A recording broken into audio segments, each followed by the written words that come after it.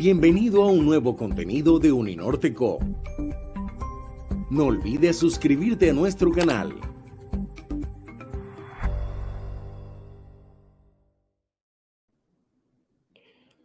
Muy buenos días, quiero darle la bienvenida a todos ustedes a esta nueva jornada de trabajo sobre el Seminario Internacional de Memoria con Sentido.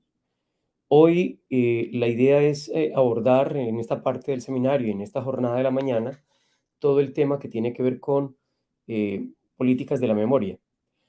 En políticas de la memoria pues, tenemos unos invitados muy importantes que han venido trabajando sobre los temas que nos convocan y que están relacionados indudablemente con una memoria que indudablemente se cruza con todo el tema político y que no deja de ser política, es decir, hacer memoria en este país y sobre todo en este país que ha sido tan violento y que tiene tantos dolores acumulados y es tan diversa en su experiencia, pues que no deja de ser realmente necesario hacer el ejercicio académico para abordar los distintos sentidos y las distintas miradas en torno a la memoria.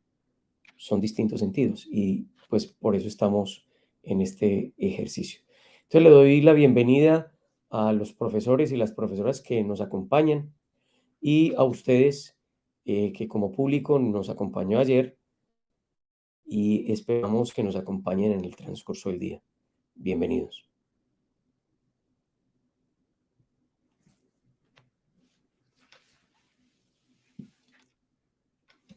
Micrófono, Jaime.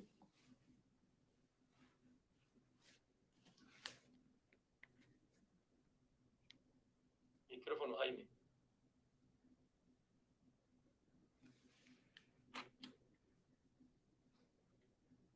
Micrófono, Jaime.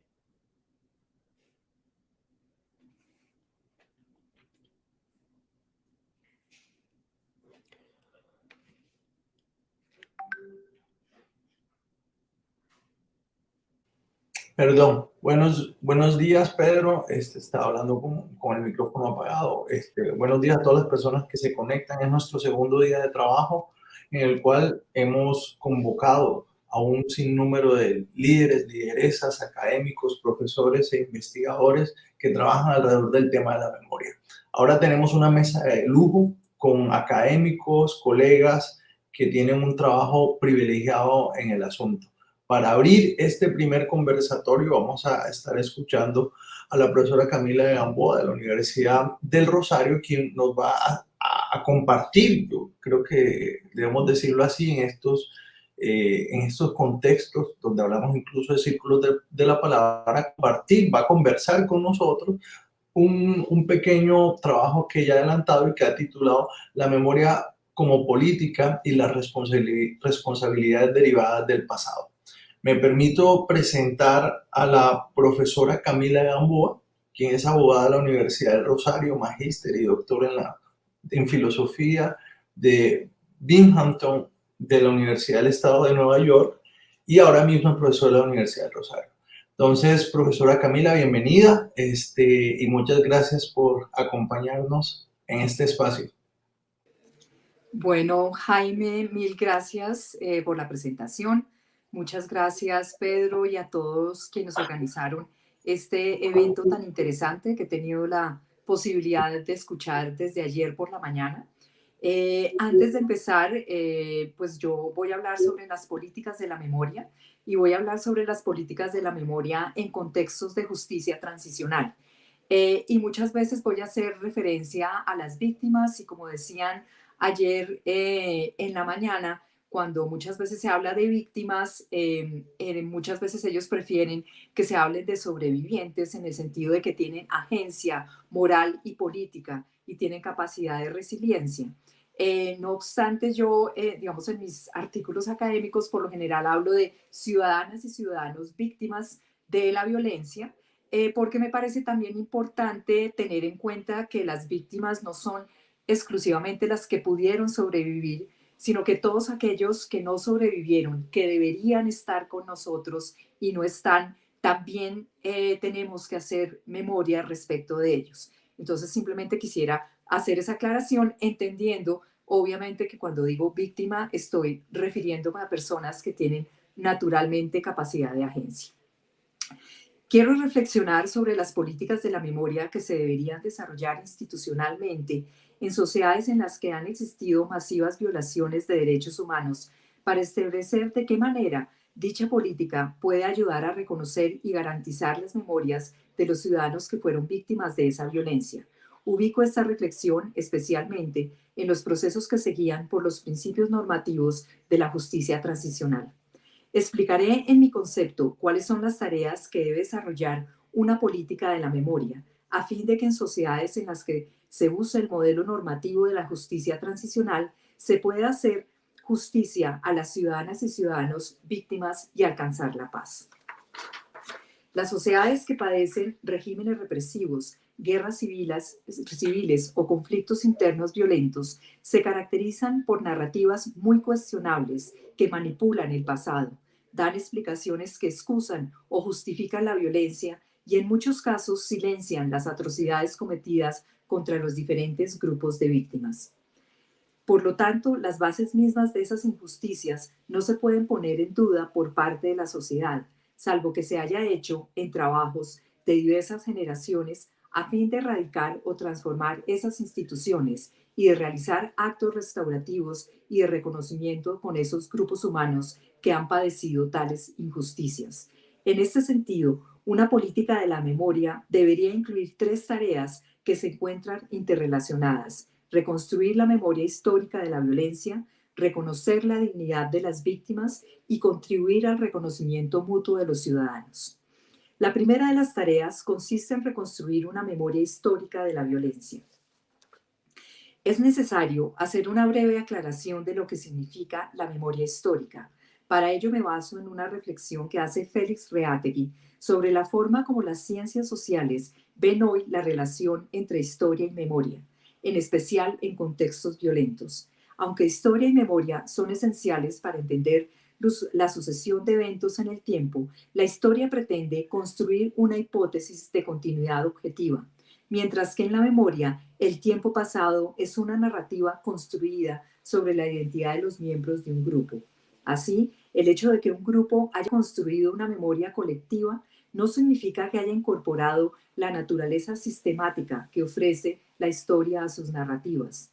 La historia puede permitir el paso de una narrativa sobre el pasado construida por un grupo a una memoria histórica, en la que en una reconstrucción sistemática del pasado se garantice las conexiones entre actos, instituciones y culturas en la sucesión temporal. Me parece que precisamente una de las tareas de una política de la memoria exige un marco histórico que permita hacer una reconstrucción sistemática y argumentada sobre las causas que dieron origen a la violencia y que permitieron su reproducción, sobre los diversos agentes individuales y colectivos que son responsables de ella, y sobre la manera como ciertas instituciones jurídicas, políticas y económicas y prácticas sociales opresivas contribuyeron o incidieron en estas grandes violaciones a los derechos humanos. Este marco histórico puede cumplir varios fines en relación con la memoria. Un primer fin es visibilizar diversas memorias de los grupos humanos que han padecido la violencia, a fin de que puedan contar sus historias en el espacio público. Es muy posible que muchos grupos tengan una memoria que llamaría yo de sufrimiento, que en general o bien la sociedad ha sido indiferente a sus narrativas o bien éstas no han tenido el poder para difundirlas en el espacio público o simplemente ellas no han querido hacerlo. En muchos casos, el hecho de que no se encuentre la sociedad en una etapa de posconflicto o que aún muchas instituciones y grupos de perpetradores tengan aún poder pueden impedir que esas memorias afloren en la sociedad. El hecho de contar con una política de la memoria puede ayudar a garantizar el conocimiento de estas memorias y darles un marco histórico que permita introducir una sistematicidad y un hilo argumentativo que no necesariamente las memorias colectivas de los grupos han explicado. Hay un ejemplo de Daniel Pecó en la violencia en Colombia que permite aclarar esta idea. Actualmente, muchos de los grupos que sufren la violencia en sus narrativas explican la violencia actual en una más remota, que en el imaginario de los colombianos se encuentra muy presente y corresponde al periodo de la violencia partidista de los años 50 del siglo XX, y que es nombrada como la violencia con B mayúscula. Se puede atribuir a esa violencia la violencia actual y nombrarla como si fuera una abstracción en el que no aparecen los agentes e instituciones responsables de dichos eventos. Justamente un marco histórico sistemático en el que además se identifiquen a los agentes e instituciones responsables permitiría darle una fuerza explicativa y un componente de justicia a estas narrativas.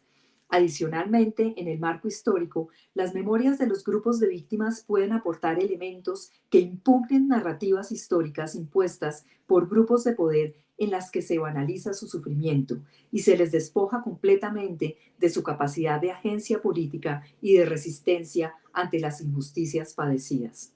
Un segundo fin del marco histórico es el de contrarrestar aquellas narrativas heroicas, en especial de grupos de poder en la sociedad y de los diversos perpetradores que pretenden darle una sistematicidad y una lógica que sus acciones no tienen, como los creados en Colombia por los actores del conflicto armado, como las antiguas FARC, las AUC, los agentes de Estado y en algunos casos de grupos de la sociedad civil.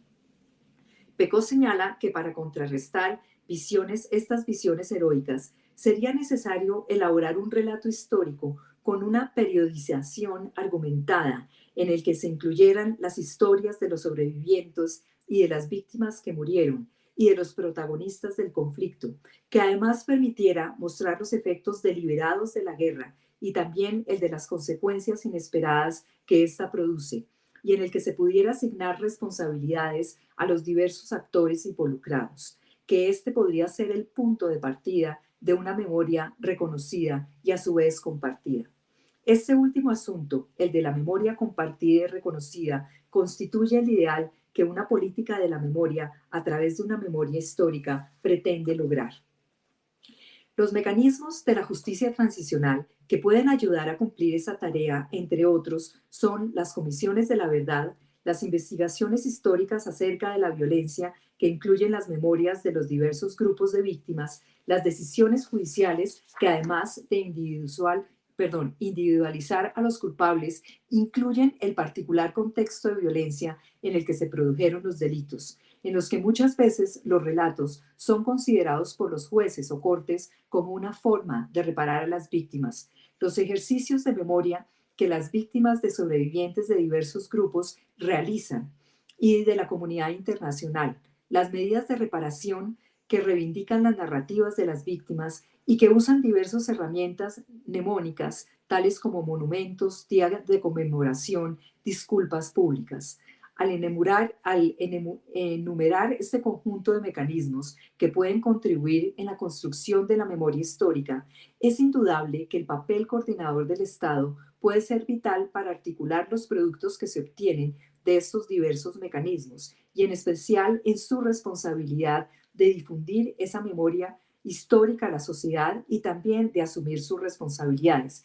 En ese sentido, me parece muy interesante en la discusión de ayer en la tarde, en donde se hablaba de que una memoria, digamos, desde la institución no significa una memoria oficial en donde se imponga una visión ideológica de un pasado en donde se hace un uso o un abuso del pasado, sino que el Estado tiene que tener un papel, digamos, como que sirva de instrumento para efectivamente garantizar que muchas de esas memorias que hacen parte de esa democracia efectivamente puedan ser conocidas. No se podría terminar este punto sin explícitamente afirmar que la tarea de transformar el presente depende de que la reconstrucción de la memoria histórica de la violencia incluya las injusticias históricas que inciden en la violencia próxima.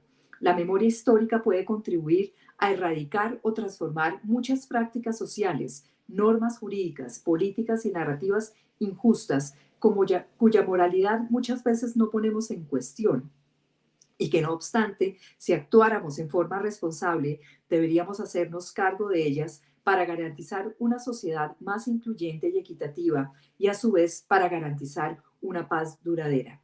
La segunda de las tareas de una política de la memoria es la de reconocer la dignidad de los ciudadanos que han sido víctimas de la violencia. Una de las características de las narrativas que se imponen en contextos violentos, además de las ya enunciadas, es justamente la de banalizar el daño que han padecido las víctimas y, en cierto sentido, se pretende excusar, justificar o ocultar estos daños.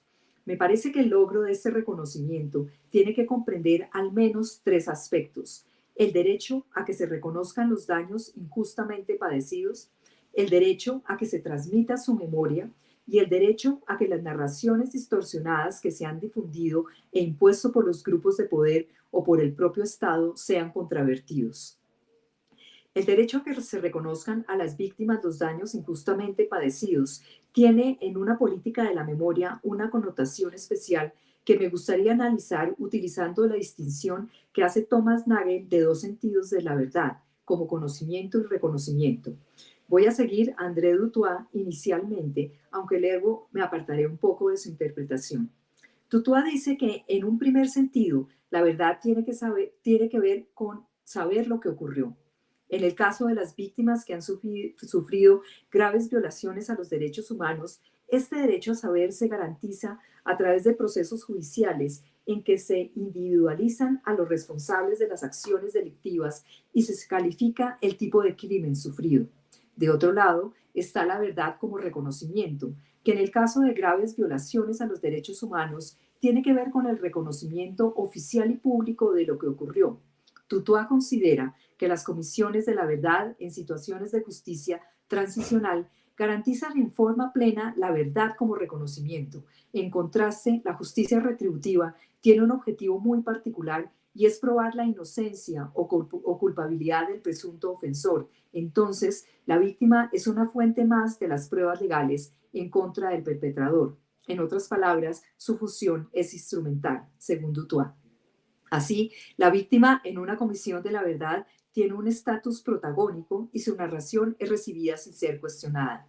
Me parece que tanto las comisiones de la verdad como los juicios criminales pueden contribuir a reconocer en una sociedad los daños que injustamente han sufrido las víctimas. Y aunque ciertamente en los juicios criminales se pueden controvertir los testimonios de las víctimas, la víctima no tiene simplemente un rol instrumental, sino protagónico. Pues cuando se logra identificar al perpetrador, es a través de este proceso que se puede reconocer plenamente el daño que ha sufrido.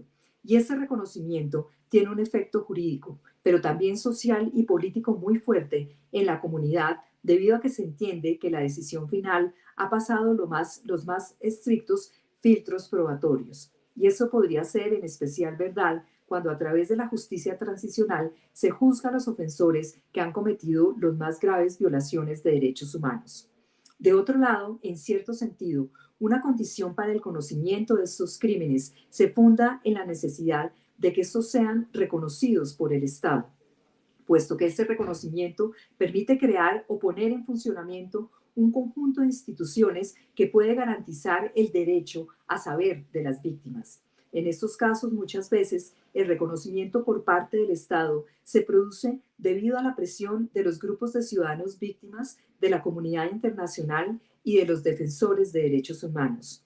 En muchos casos de graves violaciones a los derechos humanos, en los que es imposible perseguir a todos los perpetradores por diversos motivos, las tareas de las comisiones de la verdad y de las investigaciones oficiales acerca de la violencia pueden contribuir a garantizar el reconocimiento de los daños sufridos por los diversos grupos de víctimas, en especial cuando estas comisiones o investigaciones sirven para entender en la medida de lo posible cómo y por qué se generaron los errores de las acciones violentas, el tipo de crímenes que esta violencia produjo y de su afectación diferenciada del daño entre mujeres, población LGTBIQ, niños, indígenas y afros, y etc.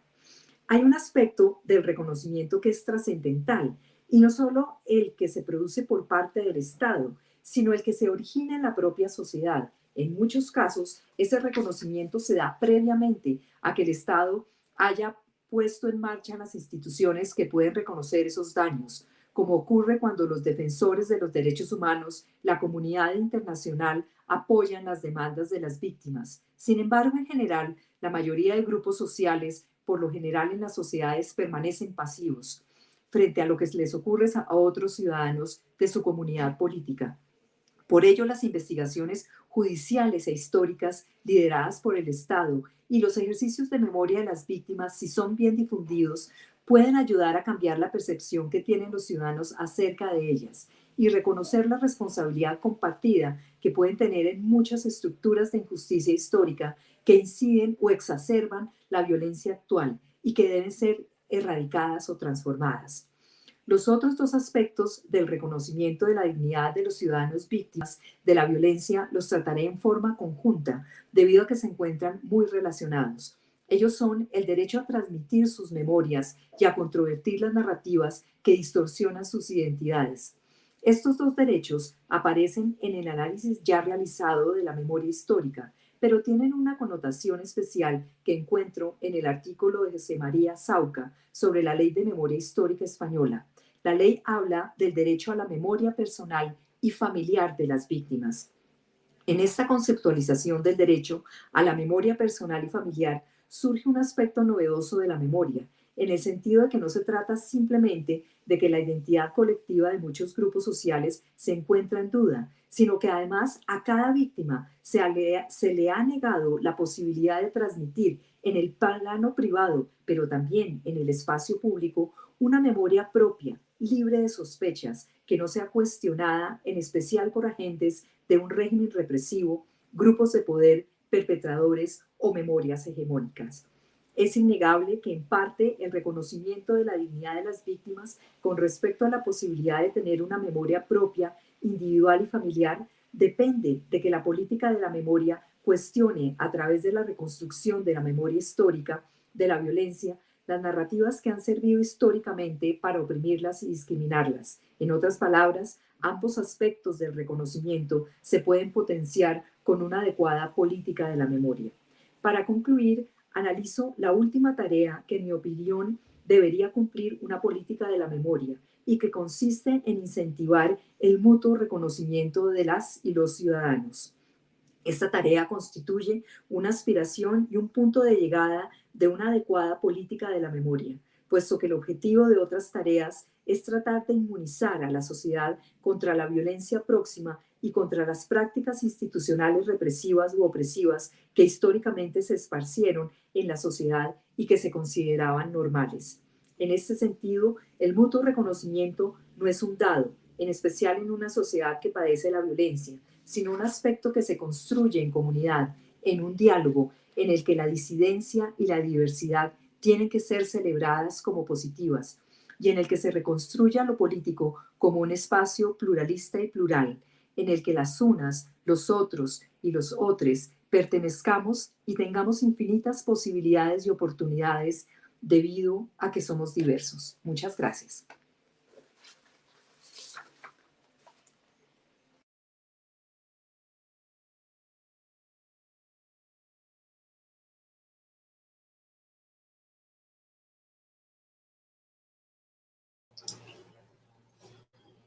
Bueno, muchas gracias, profesora Camila, por esta presentación tan interesante y por, de algún modo, llamarnos la atención sobre lo que debería ser una política y un trabajo por y con la memoria.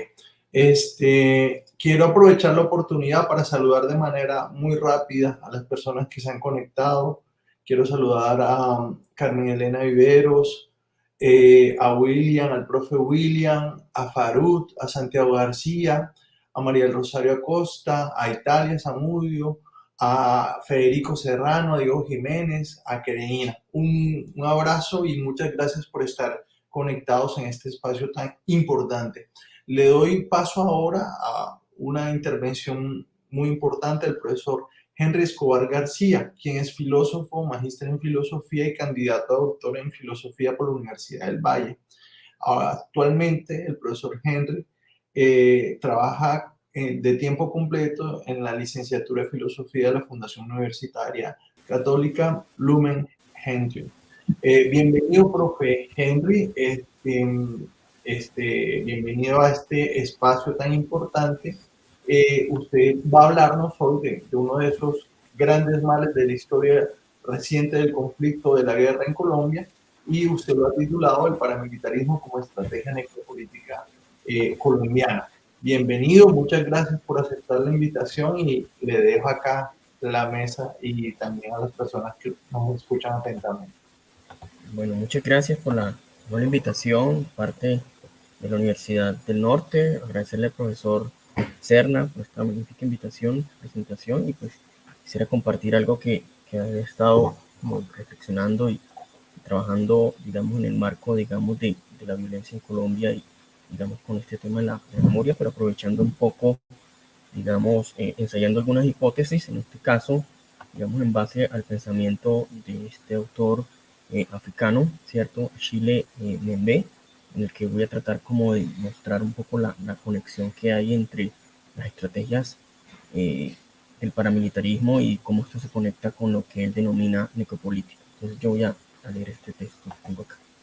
Bueno, en esta ponencia se plantearía una relación entre paramilitarismo y la necropolítica con el propósito de mostrar la génesis del fenómeno paramilitar colombiano y las estrategias de control territorial mediante el uso de la violencia a través del genocidio y del desplazamiento forzado. Para ello se expondrá, en primer lugar, brevemente los orígenes del paramilitarismo, su conexión con el narcotráfico y la cooptación del aparato paramilitar sobre la política colombiana. En segundo lugar, se mostrará cómo el concepto de necropolítica se ajusta a las estrategias de dominación por parte de los grupos ilegales armados. Y en tercer lugar, digamos, algo más breve, se analizará un poco el papel de la deshumanización de la víctima como reflejo de la fragmentación del tejido social, deshumanización que no solo comprende a la víctima, sino que atraviesa la totalidad de la sociedad civil debido a la ausencia del Estado. La violencia estatal no se circunscribe al monopolio de la violencia, implica también el terrorismo de Estado expresado en la conformación de ejércitos privados que llevan a cabo ejecuciones extrajudiciales y el despojo de tierras, tal como está documentado en la experiencia histórica colombiana. De acuerdo con Germán Ayala, el fenómeno del paramilitarismo surge en la década de los 80, aunque es claro que los orígenes de los grupos de autodefensa se remontan a 1965 al gobierno de Guillermo León Valencia, bajo la jurisdicción del decreto 3398 para la protección de los colombianos de los fascinerosos que la violencia política de los 50 había dejado como herencia. No obstante, cabe aclarar que esta presentación se limitará al análisis de lo que se considera la segunda generación del paramilitarismo, que hunde sus raíces en el problema de la distribución de la tierra y el surgimiento del narcotráfico. Los narcos se convierten en esta lógica de la crueldad en los nuevos empresarios que lavan el dinero de sus elevadas ganancias producto del comercio de la cocaína, adquiriendo extensas hectáreas de las tierras más fértiles del Magdalena Medio, específicamente la zona del puerto de Boyacá. De esta forma, la expoliación de tierras y el comercio de cocaína consolidarán el proyecto paramilitar financiado por la Asociación Campesina de Agricultores del Magdalena Medio, apoyados por miembros de las fuerzas militares y de la policía. El origen del fenómeno paramilitar en la década de los 80 surge como parte de una táctica contrainsurgente del Estado y sus fuerzas militares que evoluciona con el arribo del narcotráfico. Posteriormente, en los 90, el narcotráfico penetra con más fuerza el paramilitarismo, lo cual se refleja en las formas de organización militar, la persecución a movimientos populares y la expansión geopolítica a regiones específicas como el Magdalena Medio, Chocó, Catatumbo, Dabeida, Bichada, Montes de María, el Valle del Río Cimitarra, Cacarica y la región del Bajo Atrato. No obstante, se sabe que existieron 39 estructuras paramilitares que operaron en 30 departamentos y en 667 municipios de Colombia. El factor que condiciona la formación del fenómeno paramilitar es la ausencia de las instituciones de Estado en temas de inversión social y protección del territorio. Esto es, los precarios incentivos en materia de adecuación y empleo en las zonas rurales facilitan una mano de obra barata al servicio del narcotráfico y el paramilitarismo, tal como lo exponen algunas cifras del Centro Nacional de Memoria Histórica sobre el conflicto armado colombiano en el 2019. Así, el 58,4% ingresó a las estructuras paramilitares por motivaciones económicas. Un 74,67% de los encuestados argumentó que ingresaron a las filas del paramilitarismo porque los recursos económicos no alcanzaban para sobrevivir. Esta condición de precariedad socioeconómica impulsó a sus integrantes hacia actividades de extorsión, narcotráfico. Igualmente se conoció la existencia de aportes voluntarios de personas influyentes en empresas alrededor de 8.416 personas, para la financiación de grupos paramilitares. Otro dato de interés fue que la edad promedio de vinculación de los grupos paramilitares fue entre 16 a 29 años y que 1.601 personas afirmaron que ingresaron siendo menores de edad, lo cual también se relaciona de manera considerable con las cifras de educación en los encuestados, ya que el 55.8% indicó que había cursado algún nivel de educación primaria y el 32.12% algún nivel de educación del bachillerato. Las anteriores cifras nos permiten señalar que la falta de inversión social y preparación profesional de los jóvenes en el área rural de alguna forma determina la espiral de violencia del fenómeno del paramilitarismo y el narcotráfico, condiciones derivadas de un Estado fallido. Entiendo por Estado fallido la idea contemporánea que da cuenta básicamente de las problemáticas, deficiencias e imposibilidades de ciertos estados para responder a las diversas demandas que hacen sus ciudadanos. Al respecto, Jonathan Dillon señala de modo general que un Estado fallido pondría en peligro a sus propios ciudadanos debido al flujo de refugiados, inestabilidad política y conflictos internos. En todo caso, un Estado fallido, según Pere Vilanova, tiene como rasgo característico la anomalía de su estructura política, la cual no permite desarrollar estándares de normalidad, puesto que no se consigue regular su soberanía interna ni equilibrar sus relaciones en el plano internacional. Asimismo, Noam Chomsky ofrece una definición de Estado fallido como aquel Estado que no ofrece por objetivo proteger a sus ciudadanos de la violencia de los sectores dominantes del poder. Un Estado fallido es un Estado forajido, delincuente, cuyas cúpulas se desentienden con desdén del derecho y los tratados internacionales. Si bien el orden social colombiano se funda en el Estado del Derecho, en el respeto a la diferencia, la dignidad y el derecho a la paz, como reza el artículo 22 de la Constitución Nacional, cuyo derecho se halla estrechamente relacionado con el respeto efectivo de los demás iguales e inalienables de todo hombre.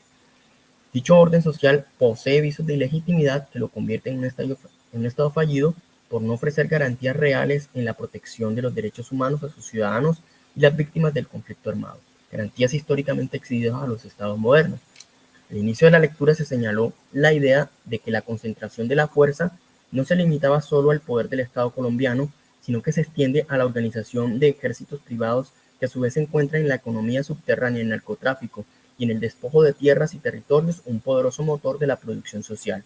Una evidencia probable de que el Estado colombiano posee rasgos prominentes de un Estado fallido es la inserción de dinero del narcotráfico en la política y de la confrontación armada entre fuerza pública, insurgencia armada comunista y la connivencia paramilitar.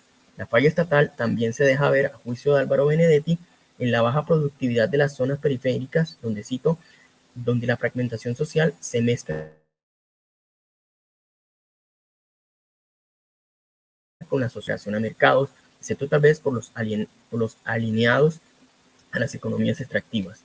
Cabría preguntarse entonces qué clase de Estado es el Estado colombiano y qué tipo de estrategia de poder político se deriva de él. Colombia es un narcoestado fallido que impone la necropolítica como una forma de dominación social. A Chile, Membe caracteriza en necropolítica un poder difuso que no necesariamente coincide con el Estado, que instala nuevos modos de producción y de establecer la dominación, de tal forma que los actores del conflicto ejercen su autoridad mediante el uso estratégico de la violencia al decretar el derecho a decidir sobre la vida de los gobernados. La violencia se impone como medio para lograr la rentabilidad, la cual en Colombia gira sobre el tráfico de cocaína y el despojo de tierras y territorios de la población campesina, indígena y afrodescendiente. Si bien hay diferencias entre los conceptos de biopolítica y necropolítica, dado que comportan estrategias de poder diferentes, ya que el biopoder se enfoca en el seguimiento y regulación de la vida a través de las instituciones, produciendo subjetividades como la escuela, la cárcel y la fábrica. El necropoder, por el contrario, se impone administrando el control y la producción de la muerte mediante la violencia y la guerra. Membe propone que los regímenes políticos actuales responden al esquema de hacer morir y dejar vivir. La aparición de esta nueva forma de control durante el periodo colonial diluyó los límites entre vida y la muerte. De modo que bajo la necropolítica, cito, las personas ya no se conciben como seres irreemplazables, inimitables, indivisibles, sino que son reducidas a un conjunto de fuerzas de producción fácilmente sustituibles. Y que en el caso del conflicto colombiano, la fuerza productiva del cuerpo humano se reduce a ser una máquina de guerra, recolector de coca, desplazado o un cadáver mutilado. Si bien la necropolítica para Membe es una comprensión de la marginación de los contextos históricos de la colonización africana, los campos de concentración alemán, el apartheid sudafricano y la ocupación israelí de Palestina.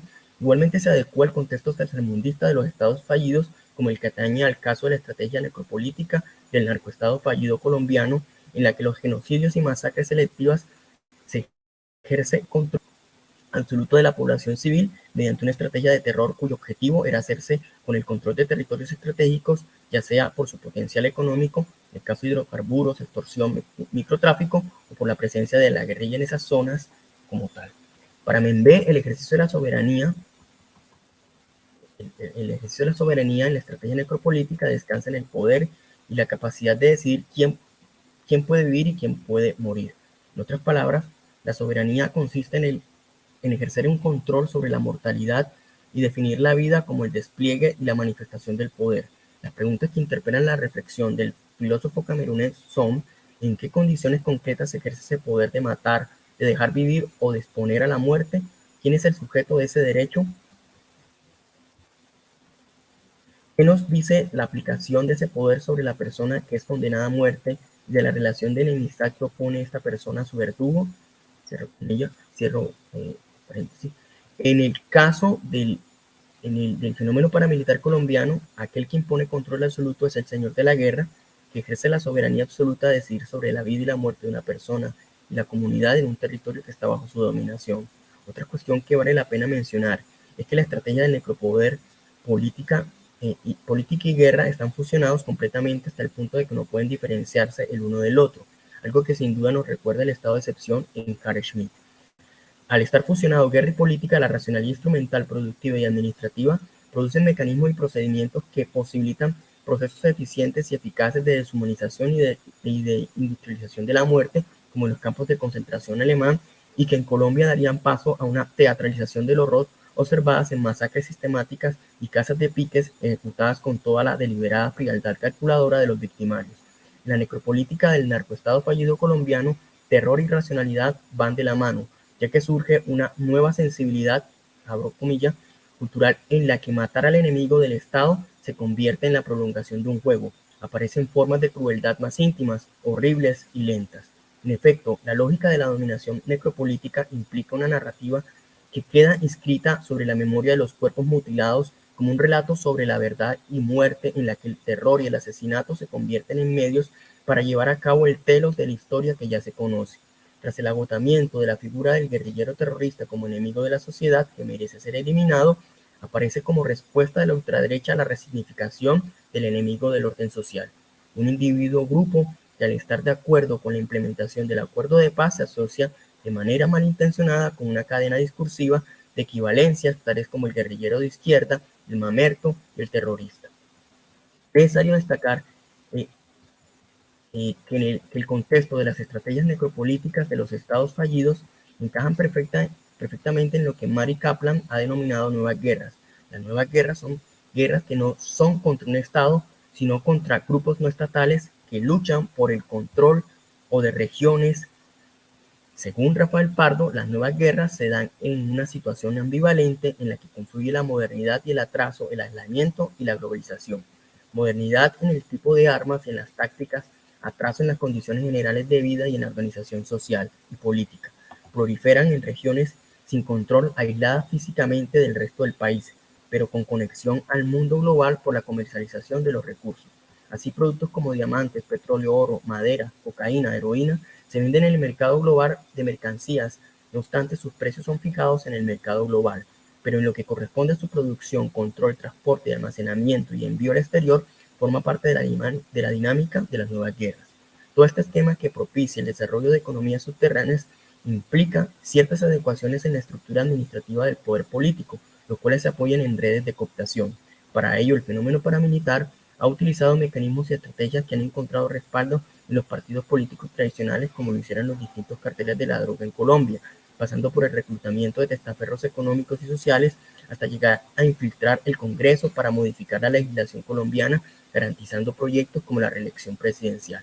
El paramilitarismo, de acuerdo con Ávila, se ha servido de las instituciones electorales políticas y públicas para cooptar representantes del Congreso, disponiendo así de cuotas burocráticas en los niveles local, departamental y nacional, fenómeno que se denominó parapolítica. Incluso su poder de influencia fue tan influyente que logró estratégicamente la cooptación del gas. De acuerdo con María Victoria Uribe, el fenómeno de la violencia colombiana ha variado sustancialmente. Así, en los escenarios de la violencia siguen siendo rurales, los asesinatos y las masacres se han utilizado para consolidar con territorios y delimitar las fronteras de grupos ilegales que se enfrentan por el control de extensas zonas de territorio nacional. Se trata de una guerra en la que las víctimas son en su mayor parte civiles, una guerra que liquida a los que no están en ella, una guerra sucia en la cual para ser potencialmente víctima basta con ser identificado como el otro, como aquel que se sospecha que colabora con el enemigo. Para el perpetrador, la representación de la víctima queda despojada de humanidad y reducida a la pura animalidad o en una cosa por la cual nada de lo que mutilan o destruyen los verdugos es humano. Quien ejecuta la masacre solo tiene ante sí a un extraño que no pertenece a su mundo. La alteridad de la víctima ha desaparecido para dar paso a la apropiación y al despojo de las tierras, y con ello el ejercicio crudo y siniestro de las estrategias de intimidación necropolíticas para el control territorial que describe Membe.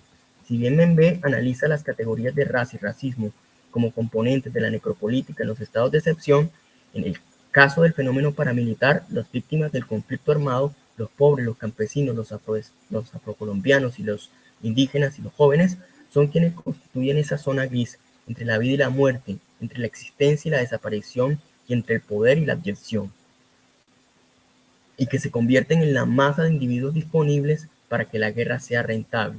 De cualquier modo, ha sido la economía de la guerra lo que ha garantizado el poder electoral de las élites mafiosas en los territorios olvidados por el Estado fallido colombiano. Muchas gracias.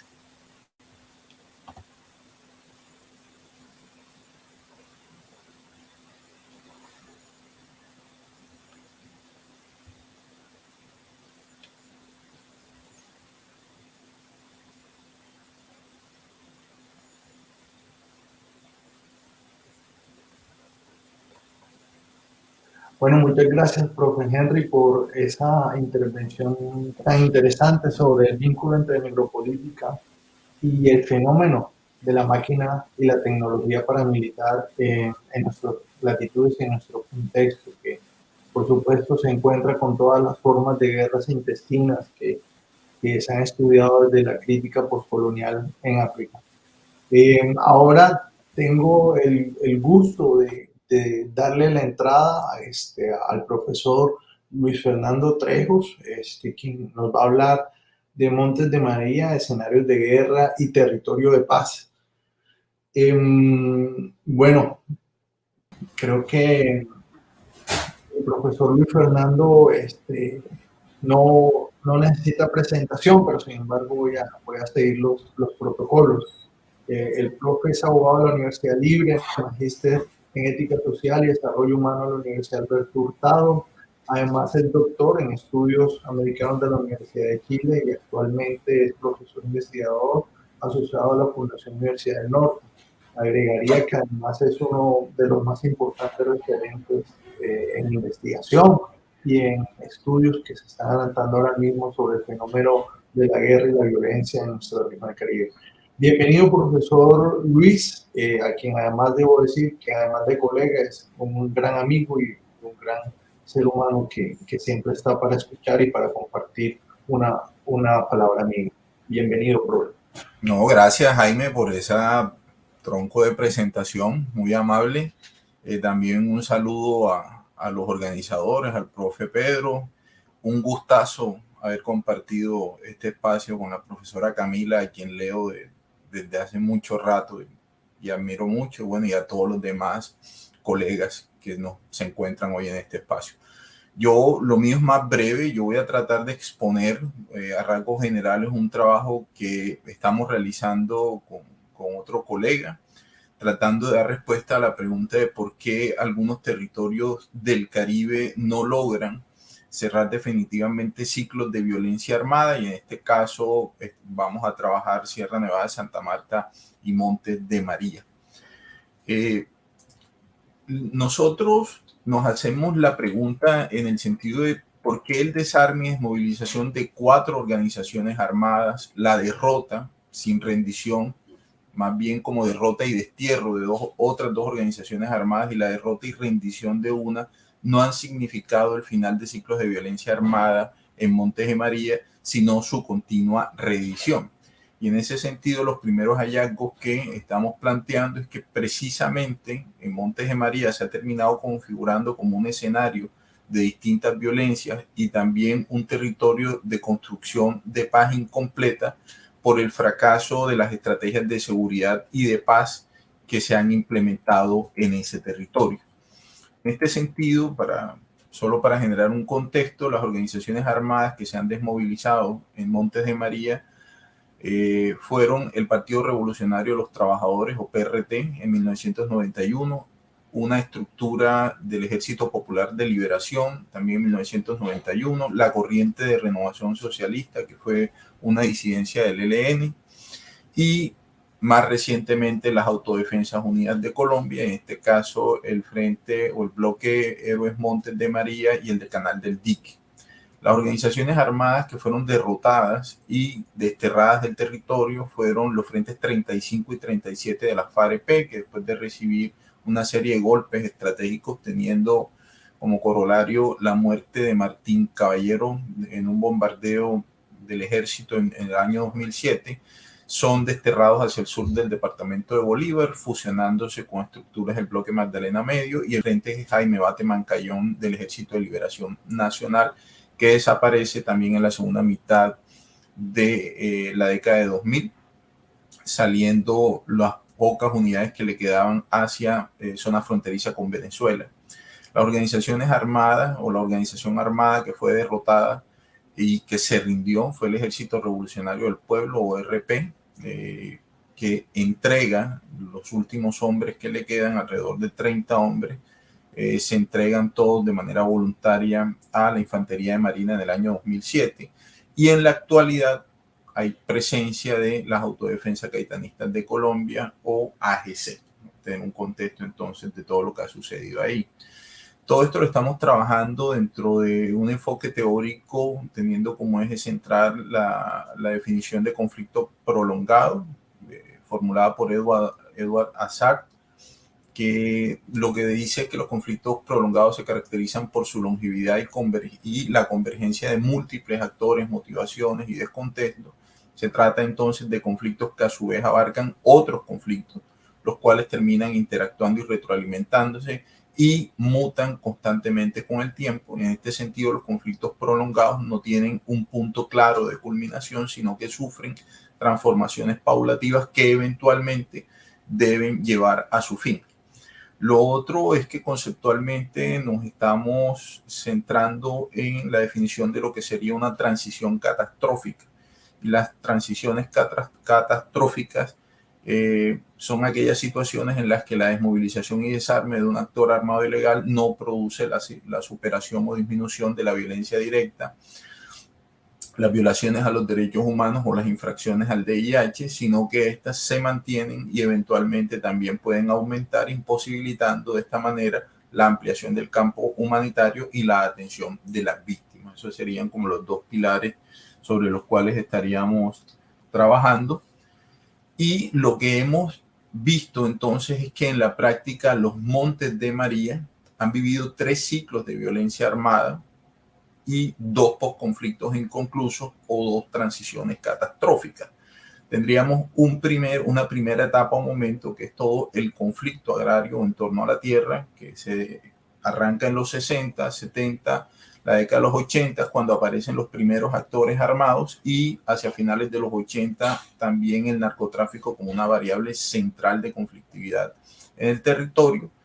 Con la desmovilización del PRT y el EPL, damos inicio a lo que sería, digamos, al conflicto armado como tal en clave insurgente y contrainsurgente, cerrándose ese ciclo con la desmovilización de las AUC del territorio, y lo que produce una especie de paz territorial que lastimosamente volcó sobre ese territorio, ya que si uno revisa las subregiones del Caribe en las cuales ha habido o hay violencia armada o dinámicas de violencia armada, Montes de María presenta unas particularidades que lo hacen atractivo para la sociedad civil y para cualquier tipo de agencia humanitaria, en la medida en que está interconectado y es un sistema montañoso muy bajo, con pocas elevaciones. Entonces es muy relativamente sencillo moverse en Montes de María, y como fue el primer territorio del Caribe en el cual del cual salieron todos los actores armados, hubo lo que uno podría decir una saturación de oferta institucional, tanto pública como privada, lo que con el tiempo produjo una intervención o una acción con daño, paralizando algunos procesos comunitarios, ya que en la práctica no hubo empoderamiento de las comunidades, sino un paternalismo que como les decía anteriormente, produjo mucho daño. Y desde el año 2017, entonces estaríamos en lo que el profesor Francisco Gutiérrez ha denominado la construcción de un nuevo conflicto o una nueva violencia que todavía no hemos podido bautizar, o de la cual todavía, por ser tan reciente, no hay mayores elementos de conceptualización, pero lo que sí termina apareciendo es que como hipótesis central del nuevo ciclo de violencia en Montes de María es que el agravamiento de la violencia en toda la zona del sur de Córdoba y Urabá y el Bajo Cauca por efectos de la operación policivo-militar Agamenón II, que buscaba golpear la retaguardia estratégica de las AGC, trasladó parte de esas dinámicas nuevamente hacia Montes de María, en la medida en que la salida del clorhidrato de cocaína que se producía en el sur de Córdoba y Magdalena Medio pierde un punto de exportación que era el Golfo de Urabá, o se ve afectado el Golfo de Urabá y las costas de Córdoba,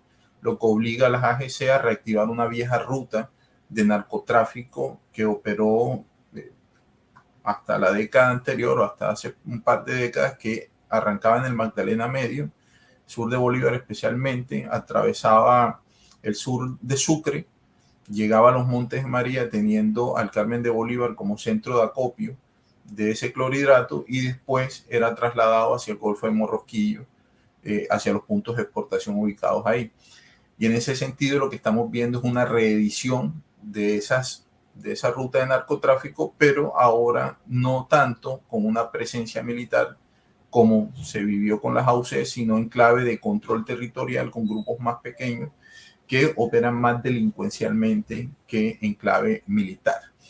En este sentido, y como los primeros hallazgos les señalaba anteriormente, y para ir cerrando, que explicarían o darían explicación de por qué se reedita tanto la violencia en Montes de María, es que los acuerdos logrados con el PRT, con la Corriente de Renovación Socialista y con el EPL, fueron pactados entre liderazgos armados y representantes del gobierno nacional de turno, sin incluir a las comunidades y a las élites regionales que desde hace mucho tiempo han manifestado comportamientos autoritarios, y esos comportamientos en algunos casos se tradujeron en organización, financiación y hasta liderazgo de grupos paramilitares o de grupos armados.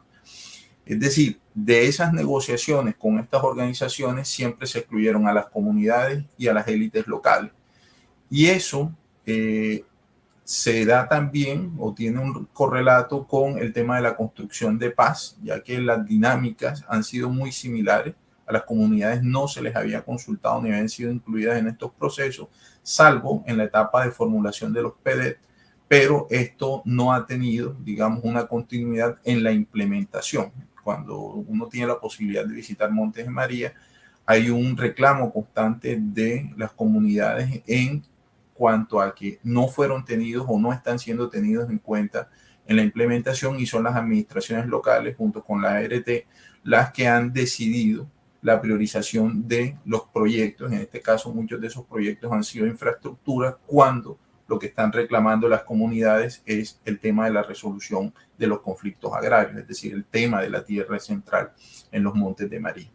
Pero no ha sido prioridad, digamos, para estas administraciones locales, ni tampoco para el gobierno nacional, impulsar ese punto o esos pilares de los PEDET.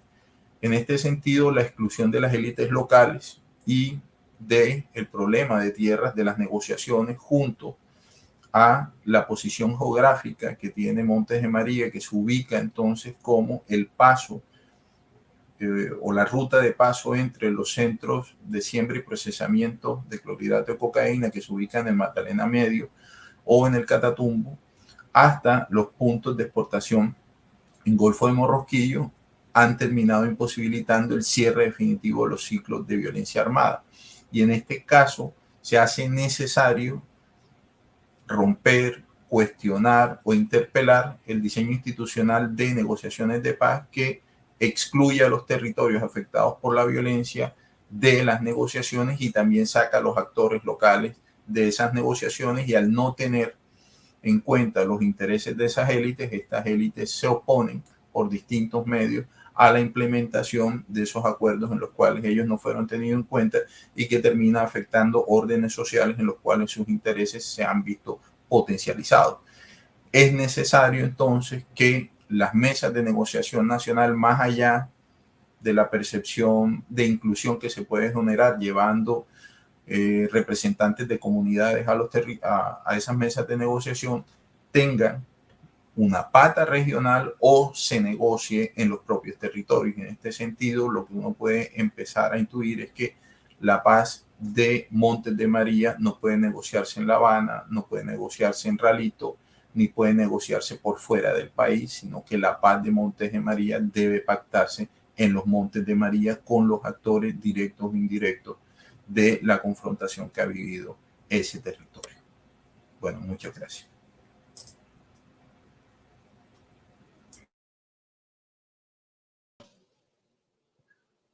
Bueno, muchas gracias, profesor Trejos, por la intervención y por ese llamado también a una preocupación y a una investigación y a un ejercicio político que tiene que hacerse desde el territorio para el territorio. Hay varias preguntas dentro del público. Yo le pediría el favor a José que pongan en escena a los tres panelistas que han intervenido hasta el momento para poder lanzar 2 o máximo 3 preguntas. Y el tiempo es oro, pero me parece que hay unas preguntas importantes acá en el público. Entonces, empiezo haciendo la primera que está dirigida, digamos, lo que es transversal, y lo hace Edwin Alberto González, y dice lo siguiente: Edwin, ¿cómo podría establecerse una política de la memoria en nuestro país cuando el plebiscito por la paz fracasó? Cuando un pueblo permite que la administración en curso parece que quiere eliminar la JEP. Esa es la primera pregunta que aparece ahí a propósito de la relación difícil entre la institucionalidad y la administración del actual gobierno en relación con el plebiscito, en relación con la implementación de los acuerdos y en relación con la JEP. Hay otra pregunta que me parece muy importante, si bien creo que está dirigida a una expresión de la profesora Camila, creo que se vuelve transversal a los tres ponentes. No veo a Henry, pero creo que también se hace transversal y me gustaría abrirla a los tres ponentes, y es: ¿a qué se refiere la expresión verdad como reconocimiento compartido o compartido? Y serían esas dos preguntas que quisiera resaltar por el momento para abrir el diálogo, y tampoco para extendernos más de lo que hay, porque viene una segunda parte con tres ponentes más. Entonces les doy la palabra a los ponentes. Si quiere puede empezar la profesora Camila. Bueno, muchísimas gracias, Jaime, y muchas gracias al público por sus preguntas, que obviamente son muy complejas y que no se les puede dar como una respuesta muy rápida. En relación, digamos, con la primera pregunta, de cómo podría establecerse una política de la memoria en contextos tan complejos como el que ocurren en Colombia, quisiera llamar la atención porque, digamos, los contextos violentos siempre son contextos complejos, siempre son contextos en los cuales hay polarización, siempre son contextos en los cuales hay fragmentación. Es decir, justamente es un contexto en donde hay muchos factores que impiden que se lleven a cabo muchas de las políticas. Si no, sería muy fácil transitar de la paz a la guerra o de una dictadura o un gobierno autoritario a una democracia. Justamente es el trabajo de todos poder efectivamente hacer los esfuerzos para que esto ocurra. Y en ese sentido me parece muy interesante, digamos, todo lo que se mostraba ayer sobre los proyectos que se están haciendo en Montes de María, porque de alguna manera las organizaciones de víctimas, los defensores de derechos humanos, los académicos, cuando todos apoyamos iniciativas y proyectos hacia un lado, pueden hacer que se creen políticas de memoria mejores, más amplias, más democráticas para llevar a cabo estas cuestiones. Pero obviamente las situaciones siempre son profundamente complejas y pues obviamente eso lo muestra, digamos, el plebiscito, porque pues en todas estas cuestiones hay intereses políticos muy distintos y ese es, digamos, uno de los problemas más graves que hay en Colombia. Yo señalo que lo que hay en Colombia es una transición fallida. No hemos podido nunca transitar como corresponde a las paz porque siempre hemos hecho unas transiciones muy restringidas, muy poco generosas y que impiden que efectivamente tomemos unas decisiones que son importantes, un poco en lo que tanto hablaban Luis como Henry, ve uno clarísimamente que no ha habido, digamos, una voluntad, no solamente por parte del Estado, sino de la sociedad civil, de efectivamente hacer reformas estructurales que cambien las situaciones que permiten que esos contextos de violencia se generen. Eso tendría que decir respecto de la primera pregunta. Le doy el paso a Luis.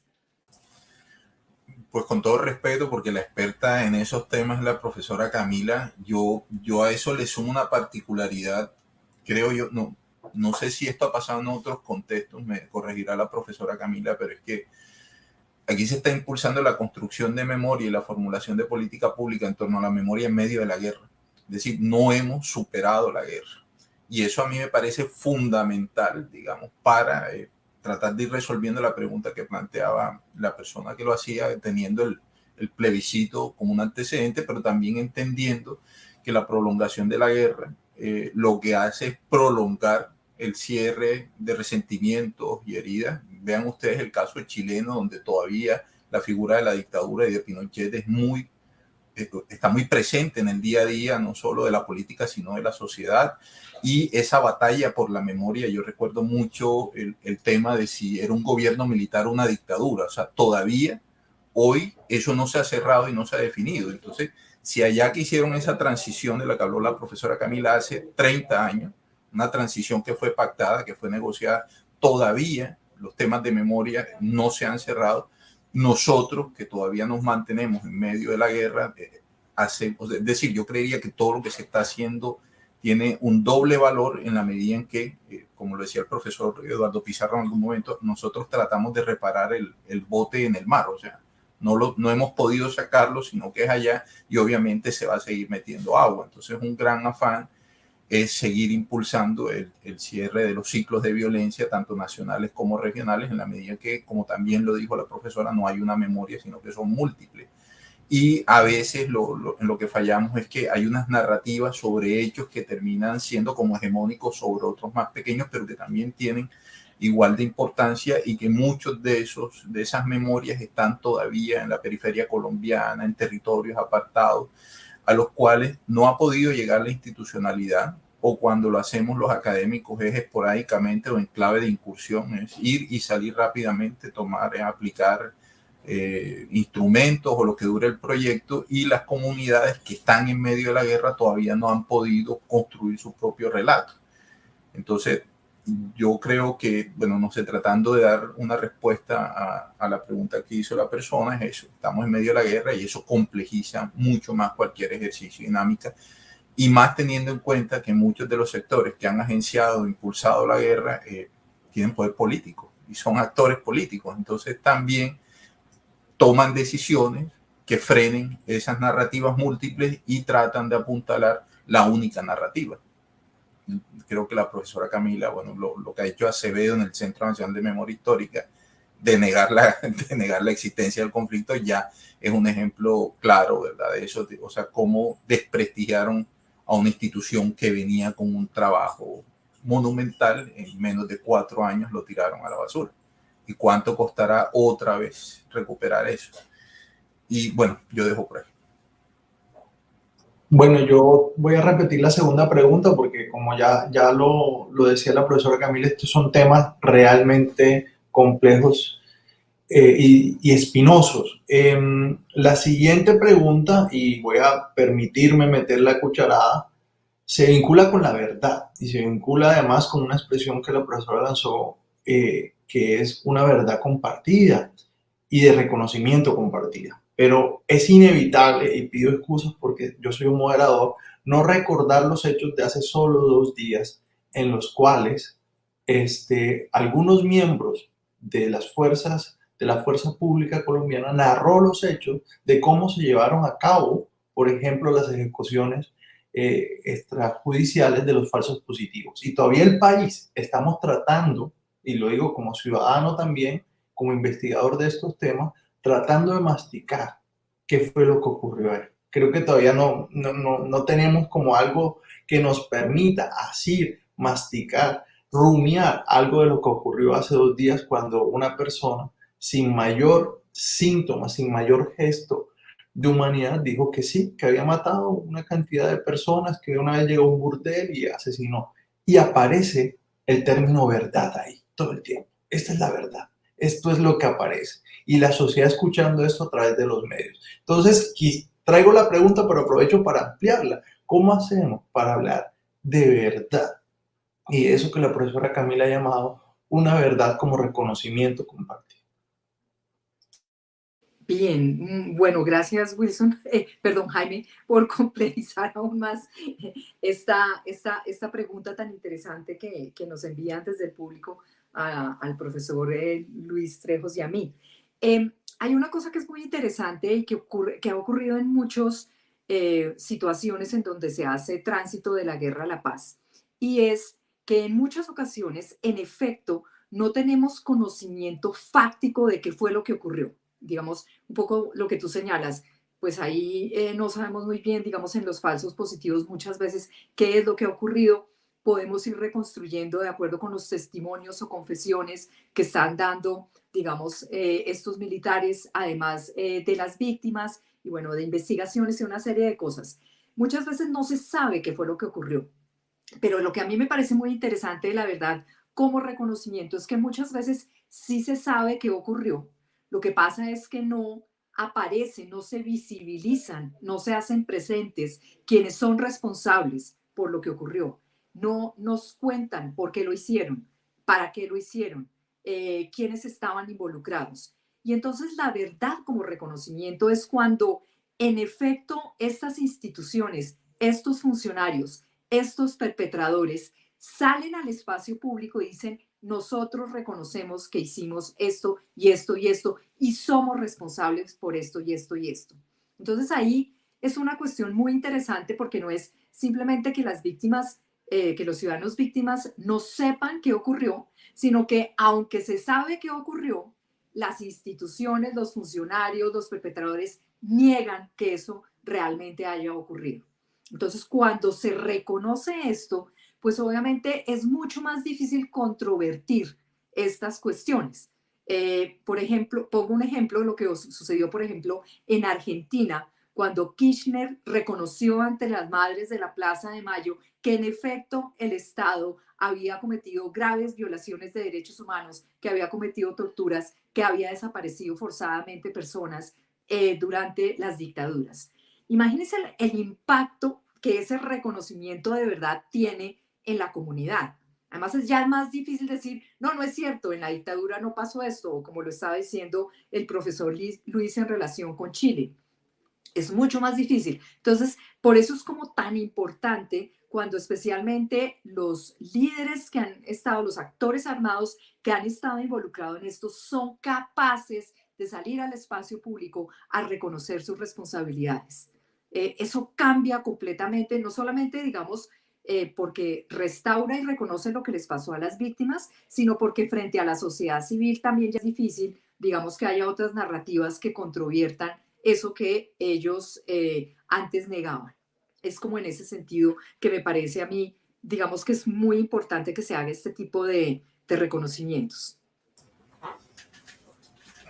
Para tratar de complementar en algo lo que dijo la profesora Camila, yo lo que creo también, Jaime, es que es decir, tú pusiste el ejemplo de lo de Ocaña, no sabríamos esto, ¿verdad? No hubiéramos llegado a ese escenario sin la JEP, o nos hubiéramos demorado más, no puedo decir que nunca, pero hubiera sido mucho más demorado.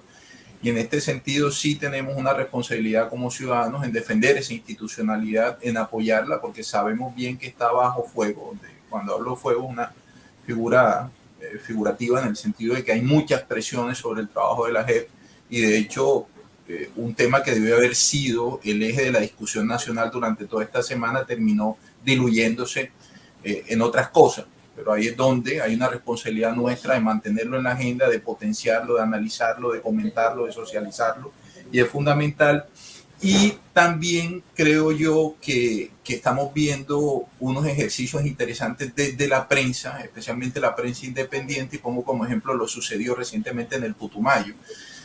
Teníamos, ¿verdad?, una verdad del Estado que da un parte entre unos partes militares que mucha prensa reproduce sin ningún tipo de cuestionamiento, y aparece esta triada del espectador, vorágine y cambio, que van al territorio, le dan voz a las víctimas, les permiten participar en la construcción de la verdad, o por lo menos exponer su verdad, y puso en entredicho toda esa narrativa oficial. Entonces, también como ciudadanos es importante que, más allá de que le demos me gusta, apoyemos estas expresiones de medios de comunicación independientes que terminan funcionando en red con muchas organizaciones comunitarias de los territorios que no tienen la posibilidad de generar resonancia nacional o internacional. Eso desembocó que hasta ONU Derechos Humanos casi que combinara al Estado colombiano a que realice investigaciones, y eso en algún momento, ojalá, como lo decía la profesora Camila, lleguemos al escenario de una verdad, sea judicial o de cualquier tipo, pero que hay una verdad y hay unas responsabilidades que garanticen el derecho a la justicia y a la verdad de esas víctimas. Porque hoy por hoy lo que ha hecho el Estado es cubrirlos con un manto de dudas, en el sentido de señalarlos como guerrilleros o miembros de estructuras criminales, cuando realmente no todos lo son. O sea, hoy creo que hay certeza para decir que por lo menos 4 de esas víctimas no pertenecían a ningún grupo armado. Entonces, es impulsar la institucionalidad, pero también espacios no estatales en los cuales se está tratando de aportar y construir a la verdad de lo que ha pasado y sigue pasando en este país. Bueno, profe Henry, no sé si alcanzó a escuchar la segunda pregunta, pero para al menos subrayarla, voy a aprovechar para leer un comentario del doctor Federico Serrano, que está tocando el tema de la verdad. Voy a hacer el comentario y volver a lanzar la pregunta. Dice el profesor Federico: yo creo que no se podrá saber una verdad, sino muchas verdades. En mi opinión, sería recomendable una aproximación pragmatista a la noción de verdad. ¿Cuál es la verdad que ayuda a vivir? Me refiero, y aclara el profesor, a la perspectiva de la filosofía pragmatista sobre la verdad. El asunto, profesor, es que estamos tratando de abordar la difícil relación entre verdad y la expresión que la profesora Camila habló sobre verdad con reconocimiento de usted. No sé si quiere compartirnos, decirnos algo al respecto. Bueno, la cuestión frente, digamos, a la verdad y todo este contexto, digamos, en el marco, digamos, del reconocimiento del Estado, pues podrían decirse muchas cosas, pero pues por lo menos en este momento histórico, al menos está dando como un quiebre de posibilidades, como una apertura, digamos, a que podamos entender y comprender, digamos, todo el accionar, digamos,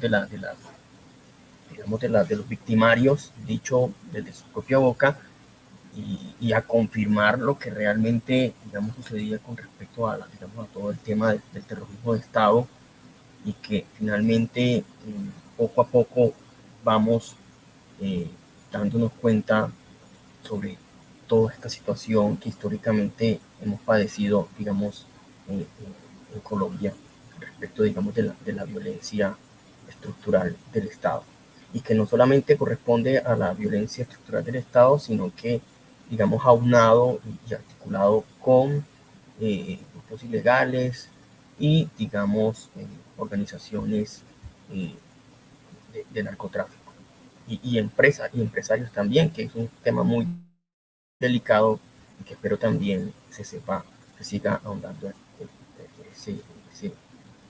en ese tema.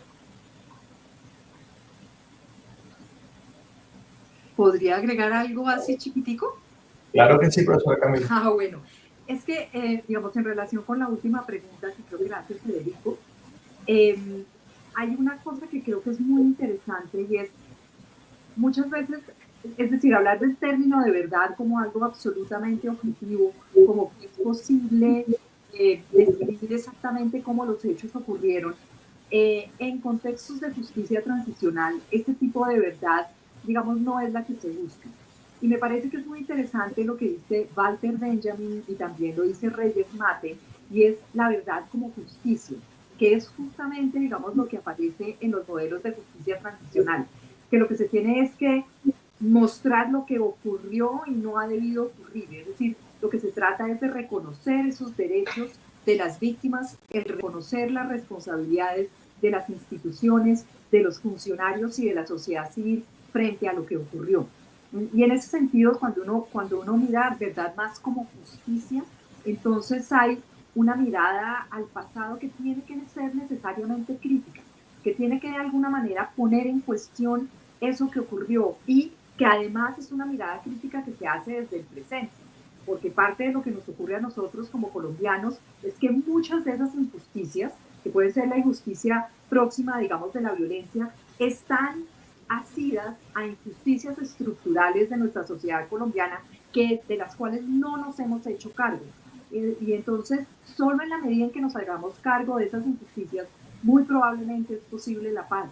Pero mientras tratemos de hacer como una transición en donde no nos hagamos cargo de esas injusticias, pues obviamente lo único que estamos, un poco en el sentido que lo decía Luis del texto maravilloso de Francisco Gutiérrez, lo único que estamos es creando la tercera, digamos como el tercer ciclo de violencia, que es este momento de peligro tan grande que estamos viviendo actualmente, en donde lo que sentimos es que no, digamos que perdimos la oportunidad de que el Acuerdo de La Habana abriera una puertica hacia un tránsito más democrático.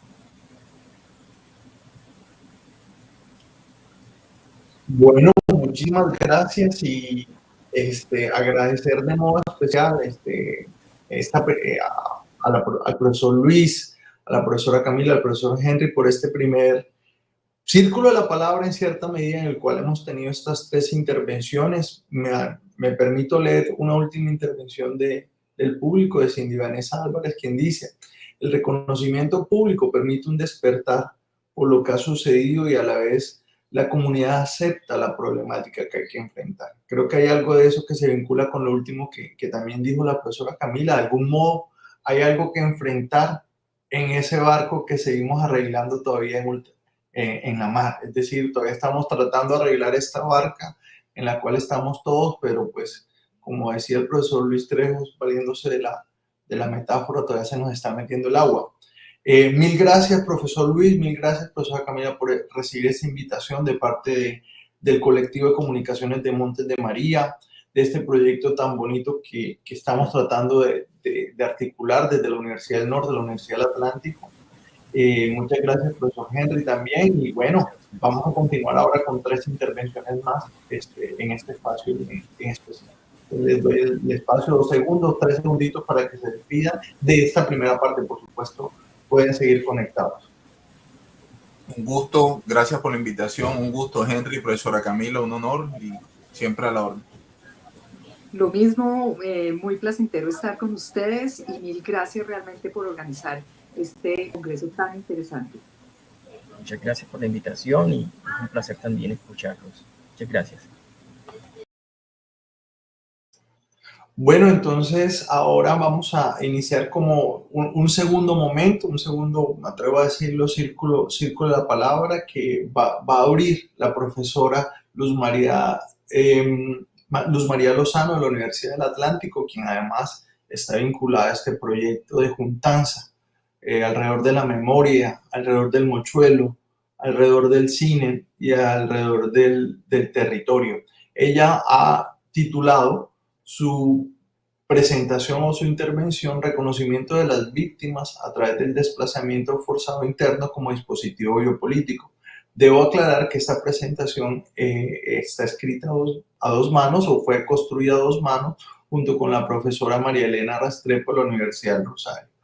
Bienvenida, profesora. Bueno, muy buenos días a todos y a todas. Sí, muchas gracias a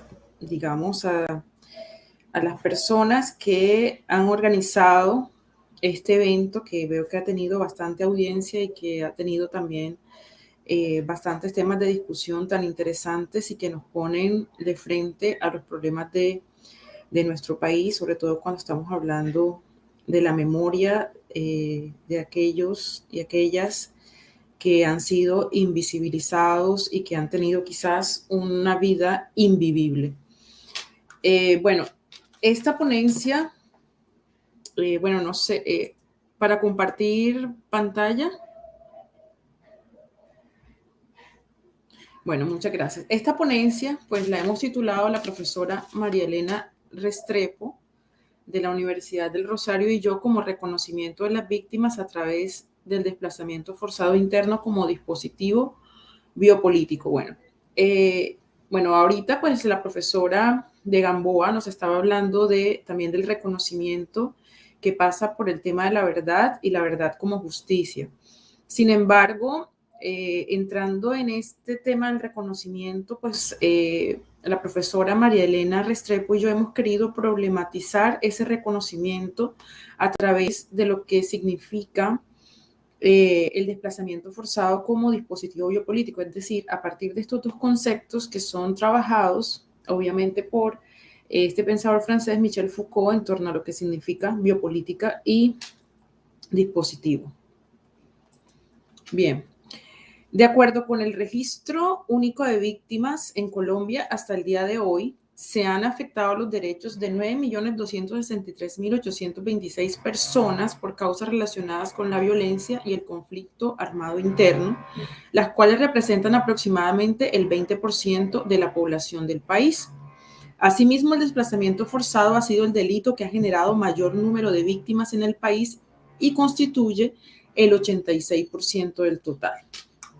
En Colombia, desde 1997 tenemos una ley, que es la ley 387, que permitió el reconocimiento de las víctimas, que son víctimas por desplazamiento forzado interno. ¿Y esto qué permitió? Permitió que de algún modo las vidas de las víctimas fueran gobernadas, ¿sí?, como individuos sufrientes, es decir, como aquellos que sufren un trauma, y como población vulnerable al mismo tiempo, teniendo en cuenta estas dos ideas de biopoder en Foucault, que por un lado, pues estamos hablando de un tipo de poder disciplinario y por otro como el tema de la biopolítica, ¿verdad? Pero por otro lado también vemos que existe otra ley, que es la ley 1448 del 2011, sí, hace el año pasado, fueron 10 años de esa ley, y que esta ley permite también la creación, digamos, de una jurisprudencia sobre la ley de víctimas y restitución de tierras como resultado de procesos llevados a cabo por movimientos sociales conformados por víctimas que reclamaban sus derechos constitucionales. Sin embargo, luego de 10 años de la aprobación de dicha ley, solo 1 millón de víctimas han sido indemnizadas y con respecto a la restitución de tierras no hay cifras claras que evidencien tal restitución. El desplazamiento forzado interno debe ser concebido o es concebido como un fenómeno masivo de éxodo que tiene implicaciones políticas, jurídicas, económicas, y tal fenómeno pues es analizado por María Elena Restrepo y por mí en clave biopolítica, porque la vida y los derechos deben ser garantizados por el Estado social mediante el mandato constitucional, pero al mismo tiempo la población vulnerada a causa del conflicto armado interno es mirada en un sentido normalizador, y entendemos que una sociedad normalizadora fue el efecto histórico de una tecnología de poder centrada en la vida. Con lo anterior queremos como explicitar que el término biopolítica es un neologismo acuñado por Foucault para identificar una forma de poder que se ejerce sobre la vida y que opera sobre individuos y poblaciones para regular, normalizar, siendo abordada en 4 ángulos diferentes: el surgimiento de la medicina social, el derecho del soberano, la transformación de la guerra de razas y la aparición de la gubernamentalidad liberal. Más allá de los matices de cada uno de esos enfoques, en todos ellos se trata siempre de la gestión de la vida biológica de la población por parte del Estado. Y dispositivo tenemos que entenderlo también como un término usado por Foucault en su analítica del poder, y que puede entenderse como un ejecutor de las disposiciones que hacen posible ejercer el poder. Por definición, estos dispositivos son de naturaleza heterogénea. Se trata tanto de discursos como de prácticas, de instituciones como de tácticas móviles. Para ejercer el poder sobre la población existen unos dispositivos centrales de seguridad, los cuales se encargan de regular riesgos en materia de seguridad del trabajo, seguridad alimentaria, seguridad social, seguridad jurídica, entre otros. Por medio de dispositivos de seguridad, el Estado busca mantener el control sobre epidemias, hambre, guerra, desempleo y el bienestar de la población. Las prácticas jurídicas y económicas del desplazamiento forzado interno se pueden considerar, según nosotras, como dispositivos biopolíticos, y la víctima se ubica en el centro de una práctica política que se encarga de la gestión de la vida, y en ese sentido puede ser entendida del lado de la norma, como aquello que desde los dispositivos del saber sobre la vida pueden hacer posible la regulación social y económica de algunos sujetos desplazados en condición de trauma y víctimas como pobres, en realidad como población vulnerable, que han tenido que aprender a sobrevivir en medio de un conflicto que parece no cesar. Si bien los destierros han existido desde la fundación del Estado, la política pública, y en específico la que se configura en torno al desplazamiento forzado, surge como efecto de una asamblea constituyente que se lleva a cabo en el nacimiento del Estado Social de Derecho en el año 91, en la que éste debe ser garante y preservar el conjunto de derechos inherentes a la persona regidos por el derecho internacional humanitario y los protocolos firmados por Colombia: derecho a la vida, integridad, libre desarrollo de la personalidad, dignidad humana, libertad, seguridad y derecho a circular libremente, entre otros. Pero nosotras hemos querido llevar la problematización del reconocimiento de los derechos de las víctimas en clave biopolítica a partir del desplazamiento forzado interno concebido como dispositivo biopolítico, porque nos lleva a enfrentarnos a un panorama político desde un reconocer diferenciado, repleto de sujetos invisibilizados y de vidas invivibles. Pues aunque todas las víctimas supuestamente fueron reconocidas, o sea, como observamos el reconocimiento de que hubo victimización con más de 9 millones de personas que aparecen en el registro único de víctimas, se dice que hay un reconocimiento de los hechos, ¿no? Y las víctimas tuvieron un papel protagónico para que se pudiera aceptar, digamos, el tema de que fueron víctimas. Pero digamos que no todas las víctimas han sido tratadas por igual. Las cifras lo muestran, ¿no? Pero bueno, no nos queremos quedar en una cuestión de cifras, sino cómo estos individuos mismos han tenido que gestionar su victimización. Entonces es ahí donde ponemos en cuestión o problematizamos el tema del reconocimiento. Existe una respuesta inmediata a la cuestión del significado de la victimización, que considera a la víctima como individuo que sufre o padece una pesadumbre por causa de otro. El problema surge entonces a partir de la designación social sobre el significado de la víctima, cuando lleva implícita la cuestión del reconocimiento y cómo se dan las condiciones de posibilidad para que este reconocimiento ocurra.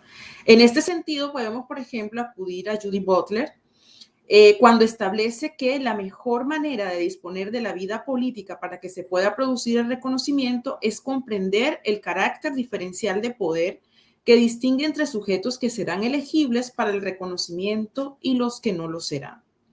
Jacques Rancière se ha acercado a la víctima interpretándola como un sin parte, esto es, como un sujeto que no participa de lo político, pues ha sido expulsada del sentido de identidad, de la ciudadanía, del cuerpo, de la vida. Para Rancière, las víctimas han terminado hoy por ser emplazadas en un viejo lugar, el lugar del paria, esto es, sujetos supuestamente reconocidos en el marco del derecho, pero no reconocidos en la realidad de sus vidas. Dice Michel Angier, apoyándose en Rancière, que la víctima ha sido excluida del logos y que solo se escucha su voz como queja del sufrimiento, pero afirma que esa voz se vuelve inaudible. Y Reyes Mate, también cuando hace alusión a la razón anamnética, plantea que la justicia sería el reconocimiento de las víctimas, lo que en su mayoría confirma el hecho de que el hombre no es igual ni libre. Por lo tanto, los que dominan políticamente son necesariamente entonces los que más razón tienen. Ahora bien, la cuestión actual sobre la víctima nace también de las experiencias reales en que ésta ha sido reconocida y gestionada o intervenida por distintos campos del saber para gestionar su vida. Y esto en Colombia se ha hecho cada vez más problemático, pues las víctimas se movilizan para reclamar sus derechos y se han convertido en el tema central de debates políticos, económicos más relevantes del país. Paradójicamente, con el reconocimiento también, las víctimas se han vuelto blanco de la tiranía de la opinión pública, que un día crea víctimas y otro día las desaparece, sin que sea real la verdadera superación de su vida en relación con la afectación a que ha sido sometida. Entonces, la ontología de la víctima como ser que experimenta la violación de sus derechos se produce en medio del discurso político y de un reconocimiento ligado a la práctica legislativa, como vimos a través de la ley 387 del 97 que enuncié al principio y la ley 1448 del 2011. También, como sabemos, existen los acuerdos de paz de La Habana, lo que lleva a un giro al abordaje político anterior, cuya énfasis estaba en el Estatuto de Seguridad, que constituye una especie de pacificación de las zonas y los territorios en conflicto. Estos procesos significaron un supuesto avance en el reconocimiento de las víctimas del desplazamiento forzado como sujetos de derechos y sujetos políticos, al reconocer su condición para dignificarlas en el goce de sus derechos constitucionales. Pero comprender la inclusión de las víctimas en el campo jurídico-político significa al mismo tiempo reconocer las luchas por sus derechos para ser reconocidas como sujetos políticos. De esta manera, las víctimas han dejado de ser cuerpos que cargan con la violencia para convertirse en agencia política. Tal reconocimiento se vuelve cuestionable cuando se trata de la economía política y los dispositivos de seguridad, si el desplazamiento forzado es planteado en sentido de dispositivo biopolítico. Los estados se preocupan por la construcción de políticas de desarrollo económico y es bajo esta pretensión que aparece el reconocimiento de las víctimas, pero la dignidad de estas o todo lo que tiene que ver con unos derechos en busca de la dignidad y de conformación como sujetos políticos y de agencia política no importa demasiado. El fenómeno de desplazamiento de la población como el destierro forzoso no ha cesado con la legislación, el reconocimiento ni el ejercicio de la jurisprudencia, pues en realidad quien controla la tierra controla la economía y esa es una ecuación simple de las poblaciones que son concebidas a veces como un estorbo, la mayoría de las veces como un estorbo, tal es como nos dice Italia Zamudio en un artículo en 2020. Al relatar los hechos de resistencia en los Montes de María, y donde las víctimas continúan siendo invisibilizadas en el reconocimiento de sus derechos.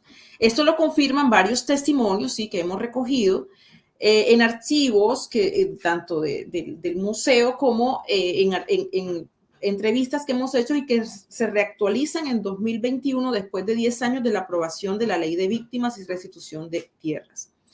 La mayoría de las víctimas acuden más bien a la resiliencia y no a la resistencia, lo que pone en entredicho un reconocimiento hacia la reparación, pues no hubo para ellas atención humanitaria inmediata, de emergencia ni de transición, como lo plantea la Ley 1448, y han tenido que rehacer sus proyectos de vida fuera de los territorios donde habían construido sus identidades, pues volver a sus tierras ha sido una tarea imposible. Lo que quiere decir que las formas de resiliencia se refieren al emprendimiento de cada víctima y a su capacidad de supervivencia, tal como apuntan Evans y Reis, quienes problematizan la resiliencia en clave biopolítica y exponen que esta es una estrategia central en la creación de regímenes contemporáneos de poder que marcan vastas desigualdades en todas las clasificaciones humanas. El Estado, sus instituciones, la comunidad internacional legitiman una política social para sujetos desplazados bajo el discurso de los derechos, pero lo que hacen es concebirlos como víctimas de una paradójica relación, como objeto de violencia, violación y sujeto de derecho, abriendo esa posibilidad al del riesgo ante el cual toca sobreponerse de cualquier modo. Ante la espera de la restitución de tierras, de la reubicación o de la comprensión, a las víctimas les ha tocado hacer un trabajo sobre sí mismas para sobrevivir, pues ni siquiera la reparación psicosocial ha llegado a ellas, quedando el reconocimiento en cuestión de cifras y el desplazamiento reconocido a través del censo que no permite acercarnos a la gravedad de lo ocurrido. Se puede considerar entonces que las víctimas son reconocidas más bien como una cifra poblacional, pero faltaría hacer un seguimiento desde la política y economía que se han configurado en los últimos años, normalizando el trabajo informal de millones de sobrevivientes que han tenido que buscar estrategias propias para afirmar la vida mediante el incremento de opciones económicas como el mototaxismo, la venta callejera, la limpieza de vidrios en las paradas de los semáforos o en lo que tengan a la mano para utilizarlo de manera creativa y así poder afirmar la vida. El tránsito del Estado-Nación al Estado de Derecho, fundado en la movilización social por la reivindicación de derechos, ha otorgado reconocimiento a las víctimas, lo que ha sido posible gracias a ciertas fuerzas de la oposición que entran en el dominio de la práctica de gobierno, como es el derecho internacional humanitario, y que han tenido una relación estrecha con la modernización del Estado desde la búsqueda para pertenecer, por ejemplo, a organismos como la OCDE, sustentando un proceso comandado por las prácticas de una economía liberal y de un Estado social de derecho que entrega el poder soberano a una política de derecho social, pero limitada por la regla fiscal. Por eso, hablar de desplazamiento como dispositivo biopolítico que da lugar a la emergencia de las víctimas significa eclipsarlas entre la violencia y la compasión por su pobreza, por su sufrimiento, su vulnerabilidad y capacidad de resiliencia, dejando de lado una política de reconocimiento que dé una supuesta solución a la demanda de necesidades invisibilizadas, pero que se mantienen como ilusión, como promesa incumplida. Bueno, hasta aquí mi intervención. Muchas gracias, Jaime.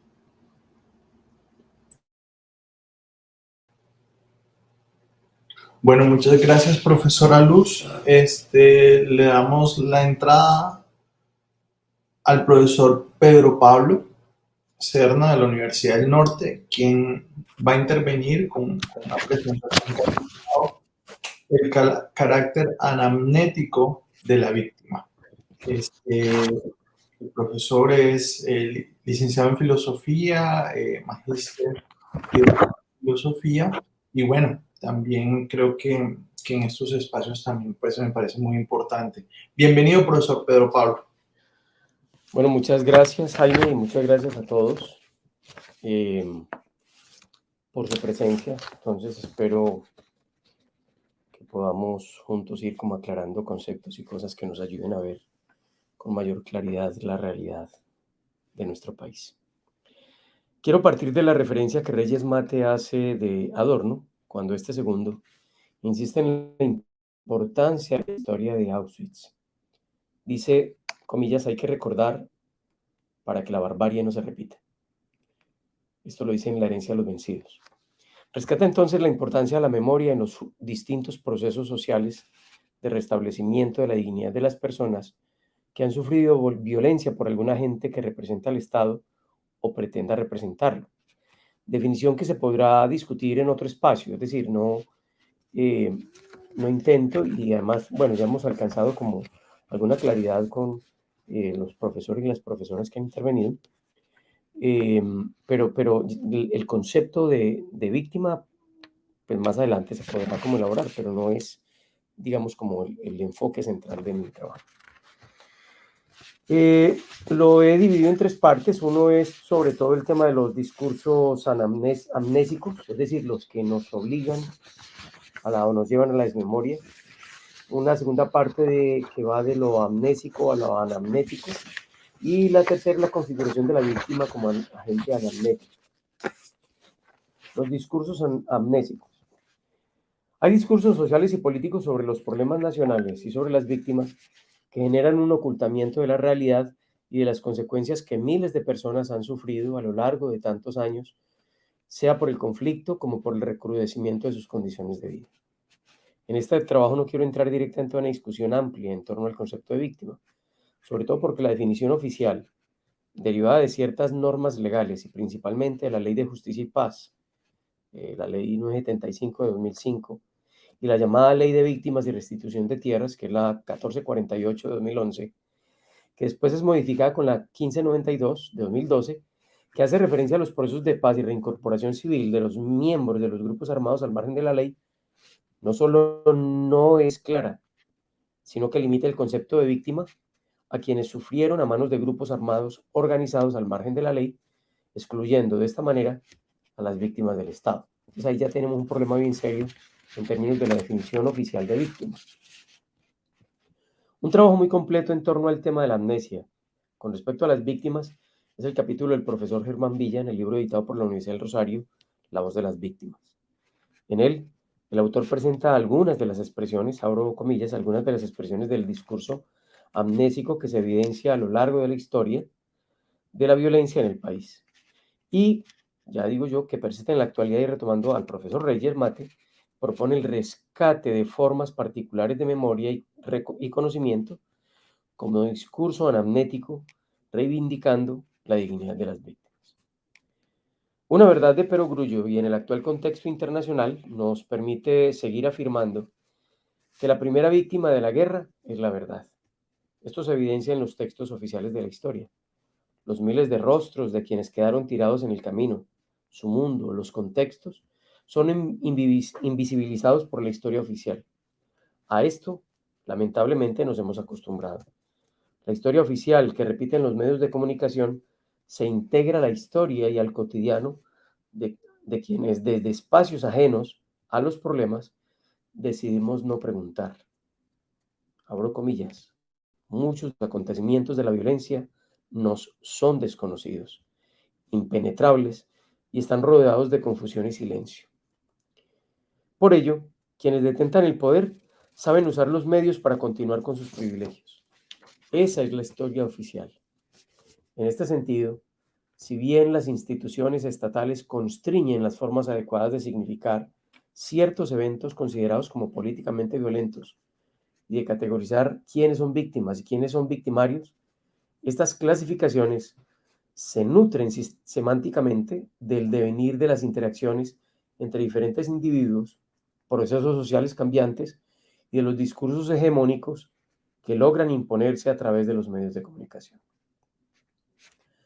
Es por ello que cuesta tanto, en términos de esfuerzos sociales y procesos institucionales, demostrar la agencia del Estado en actos victimizantes, sobre todo cuando el Estado, junto con otros actores, está excluido del listado de agentes victimizantes. Víctima es, de acuerdo con la ley 1592, quien sufre daños como consecuencia de acciones que transgreden la ley realizadas, y este es el énfasis, por grupos armados organizados por fuera del marco de la ley.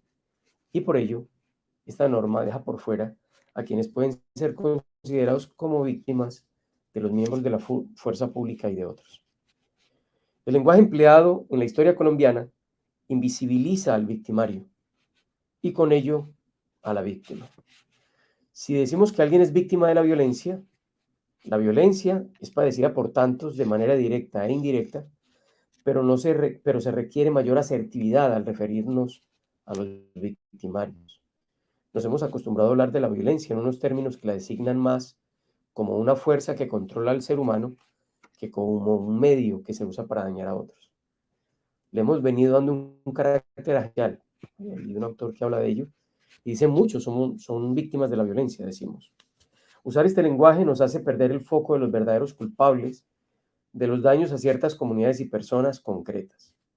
Este es el término que muchas personas mayores usaron para referirse a la época de la violencia originada a finales de los años 40, pero nos hemos venido familiarizando con el término y desconocemos así la fuente y los intereses y las relaciones particulares de quienes han afectado la vida de personas concretas. Otro elemento que entra aquí en el tema de los discursos es los discursos negacionistas. La negación favorece la legitimidad de algunos procesos públicos y políticos. La destinación de grandes recursos económicos para la guerra, cuando se pretende afirmar que el problema no es de un conflicto en el que la sociedad organizada y deliberante es señalada, perseguida, torturada y asesinada, sino que son los actos terroristas de unos particulares, no solo excluye al Estado y a ciertos agentes de violencia en el país, sino que oculta la verdadera realidad del conflicto. No es una violencia estructural, afirmarían.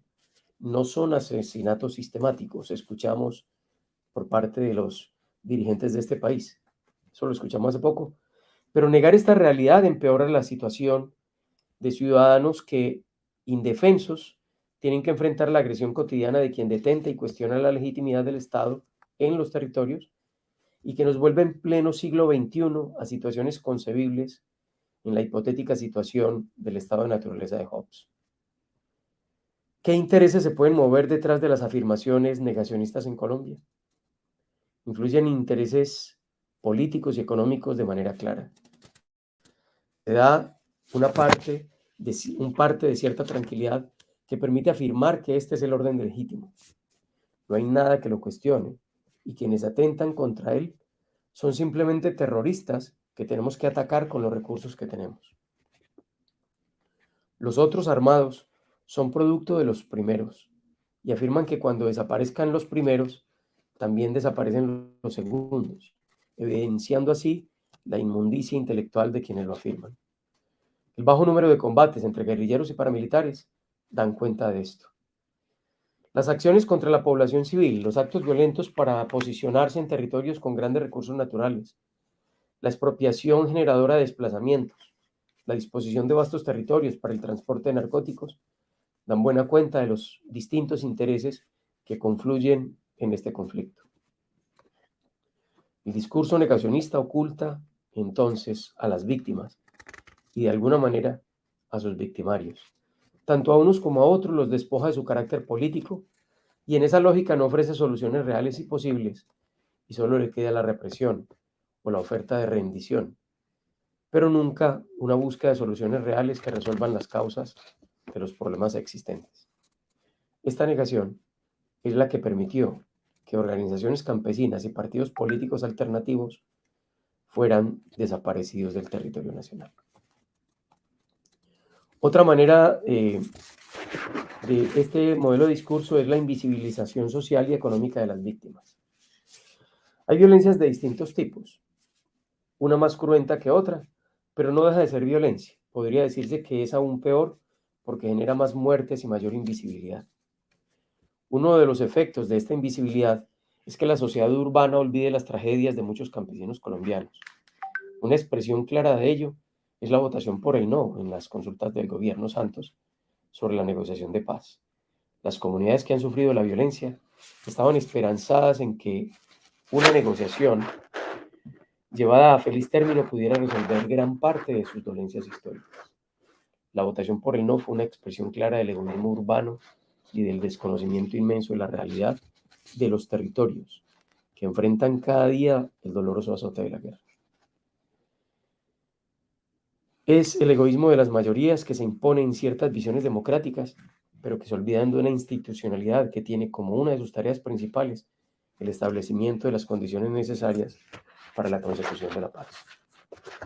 La manera más universal de victimización es la pobreza.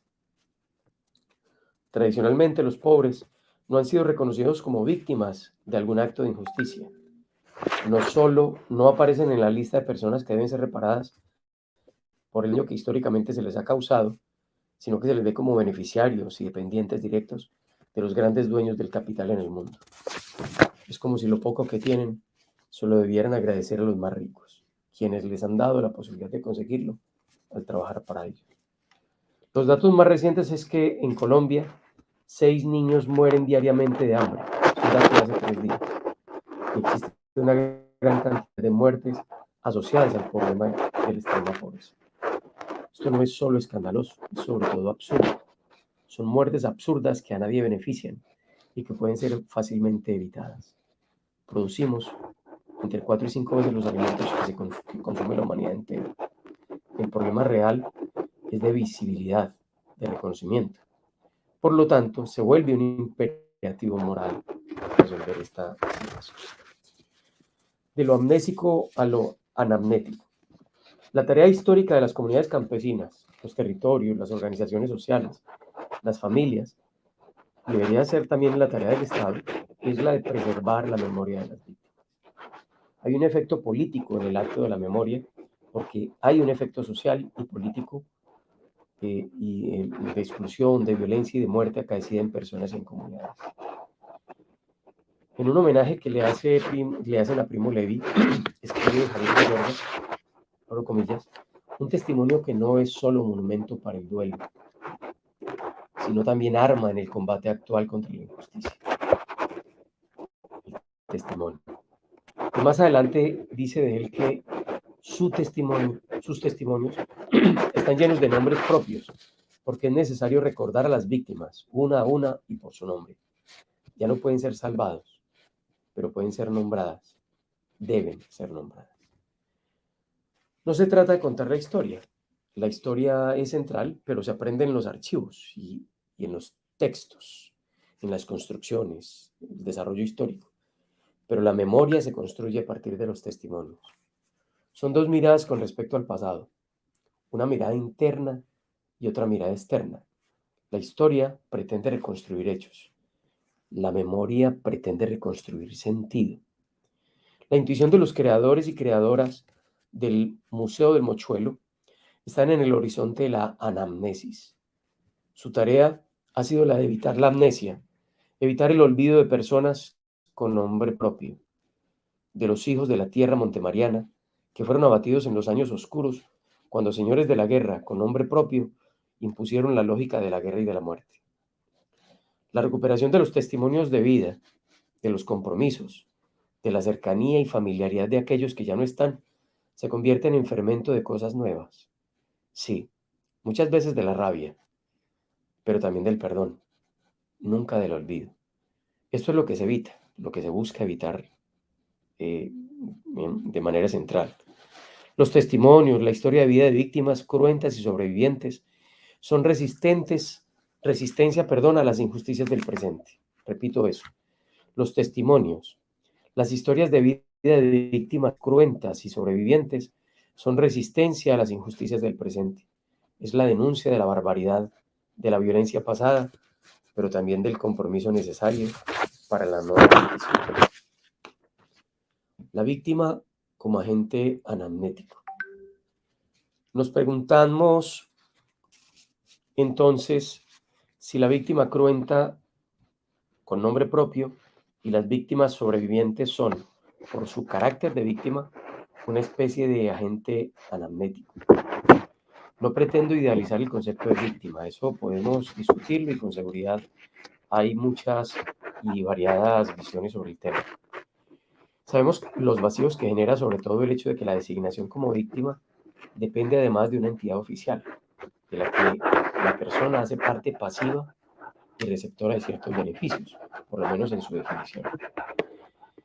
Por lo que representa la víctima, para nosotros es posible que sea evidente, para quienes desde los territorios vienen realizando un trabajo dignificante de todos, percibir el modo como algunas políticas humanitarias tienden a desagenciar a los individuos y a resquebrajar solidaridades horizontales, privilegiando el vínculo de las instituciones jerárquicas del Estado, o con el proceso individualizador que se genera desde la intervención de algunas organizaciones privadas. No solo quiero rescatar aquí cierto protagonismo que, fortalecido con los procesos comunitarios, convierta a las personas en un referente importante. no solo de memoria, sino de proyectos transformadores de las dinámicas sociales en el territorio. Esa es una posibilidad, pero insisto en la esencia del carácter de víctima. Esta se convierte ella misma en una denuncia continua de las violaciones del pasado y que le enrostra al Estado su incapacidad para resolver problemas urgentes de los ciudadanos. La víctima es quien deslegitima al Estado y quien cotidianamente le está diciendo a la sociedad: no más, esto no se puede repetir. La reparación económica no es solamente un asunto de necesidad, es principalmente una sanción que debe mantenerse presente en cabeza de quien tiene el poder y, de manera ideal, de quien ha causado los dolores. La víctima se convierte así en un testimonio disruptor de las verdades impuestas en la historia oficial, como en el árbol de la vida del museo, que es una expresión de la necesidad de visibilizar lo que ha sido invisibilizado y lo que se ha querido ocultar. Eso visible, el nombre de la víctima, confronta realidades, historias personales que quedan ahí frente a la obra, un nombre que rompe la lógica de la amnesia. Muchas gracias.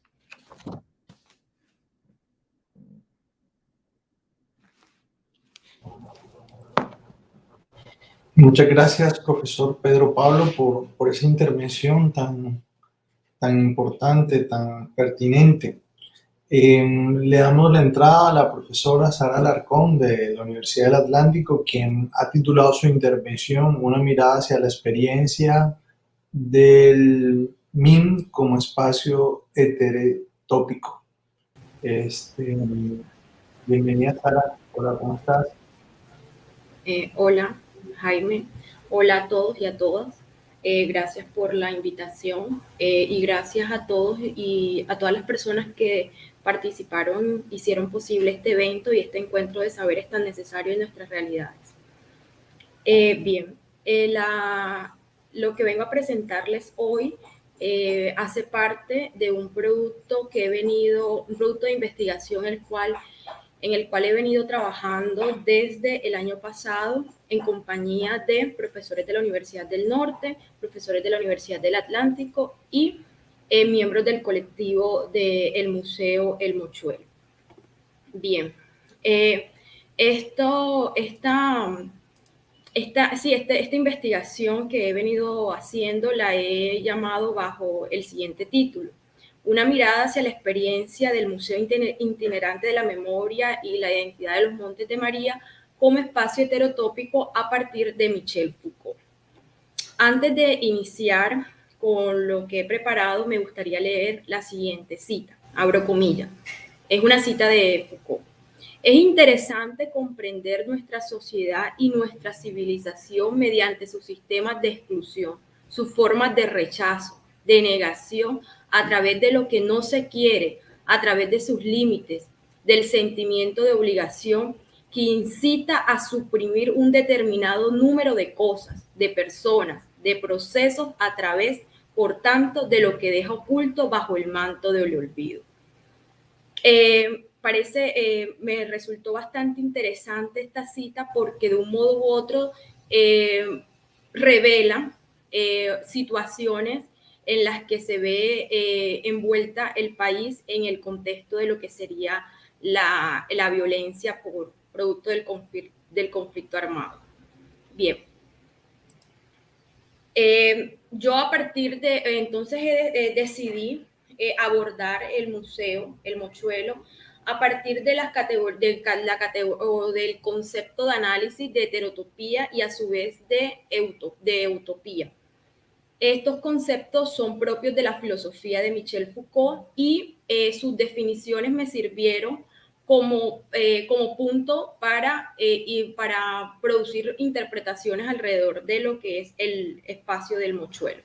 Bien, Foucault entiende por heterotopía aquellos lugares reales absolutamente otros, aquellos lugares que desafían los espacios comunes, las reglas y los límites de estos espacios comunes, de estos espacios que naturalmente se encuentran dentro de la sociedad y son aceptados. Entonces las heterotopías pasan a ser esos espacios que interrumpen, que impugnan la normalidad de los demás espacios o lo homogéneo de los demás espacios. Y por utopía entiende que son emplazamientos tan contrapuestos al orden institucional, al orden que establece las sociedades, como el de las heterotopías. Sin embargo, estos espacios ya no son espacios reales absolutamente otros, sino son emplazamientos sin lugar real, pero que en ellos embargan lo que sería lo otro, lo que impugna las reglas, estaría en el campo de lo abstracto, o sea, de la imaginación o de esa posibilidad de imaginarse de otro modo. Bien, ambos emplazamientos conducen a impugnar el orden tradicional del discurso institucional.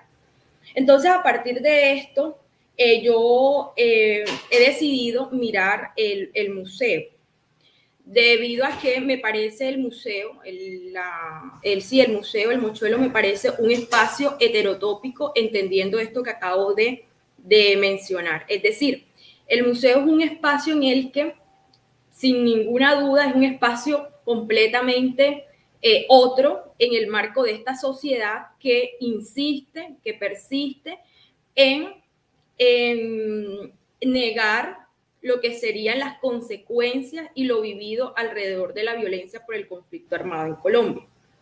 Ahora bien, entonces eso hace que este espacio sea un espacio de ruptura, un espacio de discontinuidad ante el orden, ante el modo en el que se vino repartiendo, como decía ayer el profesor Bengel, lo sensible en relación a lo que el discurso institucional enfatiza para la reparación de las víctimas por el conflicto. Y al mismo tiempo viene a ser todo un sitio que también embarga lo que sería lo utópico. Y ahora voy a mencionar por qué eso. El Mochuelo es un espacio de memoria que nace como idea arriesgada. Ayer decía Soraya que ellos nunca habían pensado, pensaban en la construcción de un museo. Eso hace años, porque debido al mismo contexto de guerra en el que estaban sumergidos, al mismo contexto de violencia que le hacía una idea imposible pensar este tipo de espacios de sanación, de reconciliación, de ir más allá del dolor. Entonces, esto es una idea bastante arriesgada, entendiendo el contexto en el que estaba sumergida y sigue sumergida de otra manera el territorio montemariano. Entonces, es una idea arriesgada dentro de la realidad de violencia extrema que se vive y que se vivía. Este espacio yuxtampone el espacio real y el espacio abstracto, es decir, yuxtampone lo que sería un espacio otro y un espacio abstracto, es una utopía. El primero se mira cuando es posible un ingreso concreto al Mochuelo, porque ya está construido, aunque se aclara muy bien de que es un espacio que también está en proceso de construcción, o sea, no está terminado. Y el segundo, o sea, el espacio abstracto, la utopía que yo he llamado aquí, se mira cuando se percibe que involucró e involucra a ilusiones, anhelos no localizables dentro de la sociedad actual. Estas ilusiones y estos anhelos vendrían a ser, por ejemplo, en medio de reuniones con el colectivo, mencionaban de que a veces en muchas ocasiones se sienten en deuda con la población, porque una de las apuestas a través de este espacio es apuntar a la no repetición del conflicto. Y debido a que todavía persiste el conflicto y la violencia actualmente, entonces eso termina llenándolos de absoluta decepción y aún todavía seguir soñando con esa paz tan anhelada, con esa manera ese proceso de sanación para la no repetición. Un proceso que es bastante curioso, porque a veces las personas piensan que este tipo de espacios, como estos espacios de memoria, son espacios en los que sí, hay un testimonio bastante traumático de algo sucedido, pero esto no tiene la intención de resentimiento o de venganza, sino más bien de hacer lazos de sanación entre lo que sería la población afectada y las nuevas generaciones, con el fin de no olvidar para que esto no vuelva a repetirse. Bien, ¿por qué yo digo que el mochuelo es un espacio heterotópico? Primero, a través de este espacio se produce un desvío que sitúa en crisis a la norma en torno a la construcción de la memoria. O sea, hay todo un proceso de ruptura ante el discurso institucional que ha creado las políticas sobre la memoria, en la cual se ve una clara negación del conflicto y un enmarañamiento del modo en el que cuentan la historia de lo sucedido. Entonces, a través del mochuelo uno ve toda una completa ruptura que pone en crisis a este discurso. Dos, el mochuelo en el mochuelo se ve también un proceso de transformación, tanto del espacio arquitectónicamente hablando, porque interrumpe o transforma lo que sería el espacio tradicional en el que se han venido construyendo los museos. Si las personas que han tenido la oportunidad de ingresar al museo se dan cuenta de que este es un museo que viaja metafóricamente como el ave del mochuelo, o sea, viaja, da sus cantos en los diferentes territorios que así se lo permita y donde sea necesario. Entonces, esto completamente interrumpe esa visión tradicional de museo estático en un solo sitio. Asimismo, transforma la experiencia que se ha venido comunicando tradicionalmente dentro de los museos. ¿Por qué? Porque tradicionalmente cuando uno hace referencia a un museo, pues uno se imagina museos en los que se habla de conquistas o en los que se habla de avances tecnológicos, etcétera, y uno no está pensando en un museo, y esto lo hago de forma ya general porque no solamente está el museo el mochuelo, sino todos estos espacios de memoria que se han construido, son espacios en los que transforma el modelo tradicional que comunican los museos. 3. Este espacio se abre para cerrarse en la durabilidad del sentido y la resignificación de la violencia por medio de la priorización de las voces silenciadas históricamente. Es decir, este espacio le da prioridad al sentido de que va comunicado en cada testimonio, en cada experiencia de cada víctima, para resignificarlo.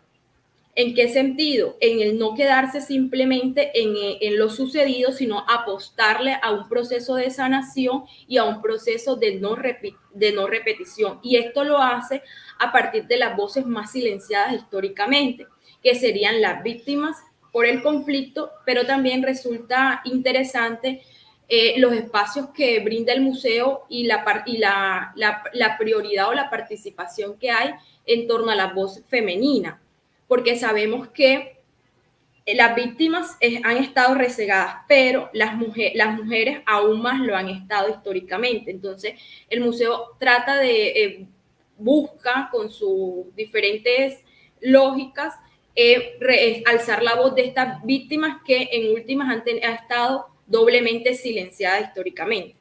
4, el museo ofrece la función de denunciar desde un espacio de ilusión y de sueño, y hablamos de ilusión y de sueño porque todavía vivimos en un estado en el que está presente la guerra y la violencia por los diferentes grupos armados. Entonces, no es algo de algo que haya pasado, sino algo que todavía sigue insistiendo en el presente.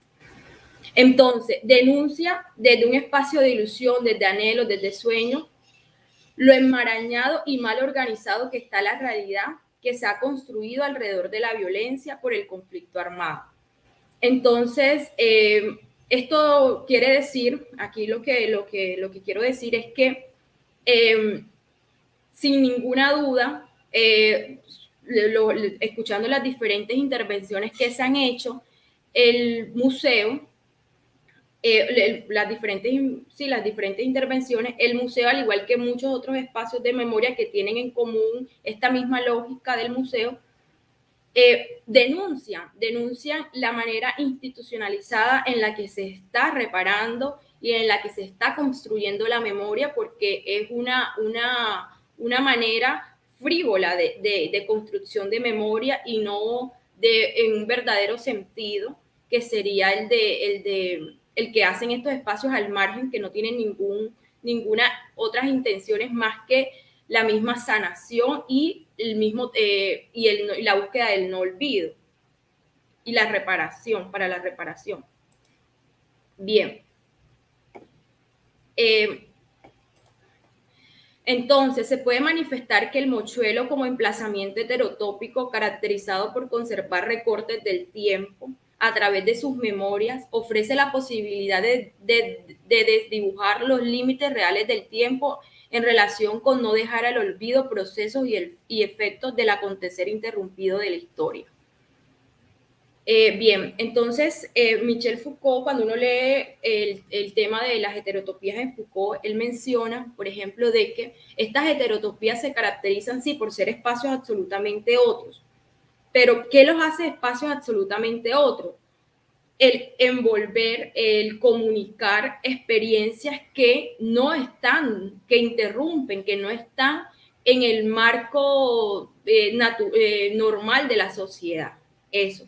Y también él hace alusión a lo que serían los museos, porque son memorias, son archivos fuera de todo tiempo, pero dentro de un tiempo específico, porque cuando el visitante entra se encuentra en un presente, pero está haciendo una mirada desde el presente hacia ese pasado, y en el caso de los espacios de memoria como el mochuelo es un espacio de homenaje, un espacio de resignificación, un espacio de la búsqueda del sentido, pero un espacio que apunta, ese no olvidar apunta a la no repetición. Y entonces eso vendría a interrumpir no solamente los recortes, la temporalidad, sino también viene a interrumpir un hecho específico, o sea, un fenómeno específico, que sería el de la violencia en el futuro. Entonces, toda una suspensión del tiempo, porque hay todo un contacto con el testimonio, con lo sucedido, con la experiencia ocurrida, pero para que en el presente se haga todo un proceso de sanación que en el futuro va a tener consecuencias en la no repetición. Bueno, muchas gracias. Eso era lo que tenía preparado para hoy.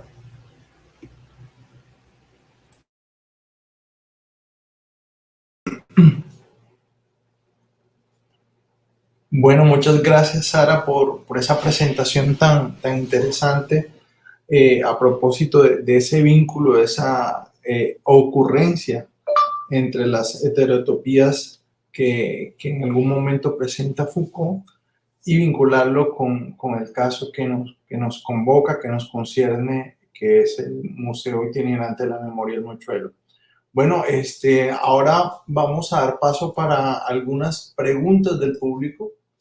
Le pido el favor a José que deje entrar a las personas que presentaron, la profesora Luz, el profesor Pedro, la profesora Sara, para hacer algún tipo de intervención y diálogo entre los tres panelistas, las tres personas que presentaron acá. Hola María Elena, ¿cómo estás? Buen día, qué pena, pero bueno, creo que María habló mucho mejor de lo que hubiera podido hablar yo. Y me disculpo por no haberlos podido acompañar, pero estaba en una sustentación para un ascenso doctoral de un profesor y me coincidió exactamente a la misma hora de la presentación, pero aquí estoy acompañándoles desde ayer también. Qué bueno, muchas gracias. Bueno, yo veo que no hay como preguntas explícitas en el público, pero voy a tratar de articular dos preguntas dirigidas, una a Pedro en su presentación, y vinculada también, por supuesto, con lo que presentó Luz, y es que si pudiesen hablarnos un poco más de las lógicas. Creo que hacia allá apunta un poco su presentación y me piden excusas si de pronto soy torpe al hacer la pregunta, pero sobre todo los procesos de revictimización en los discursos humanitaristas a propósito de la figura de la víctima.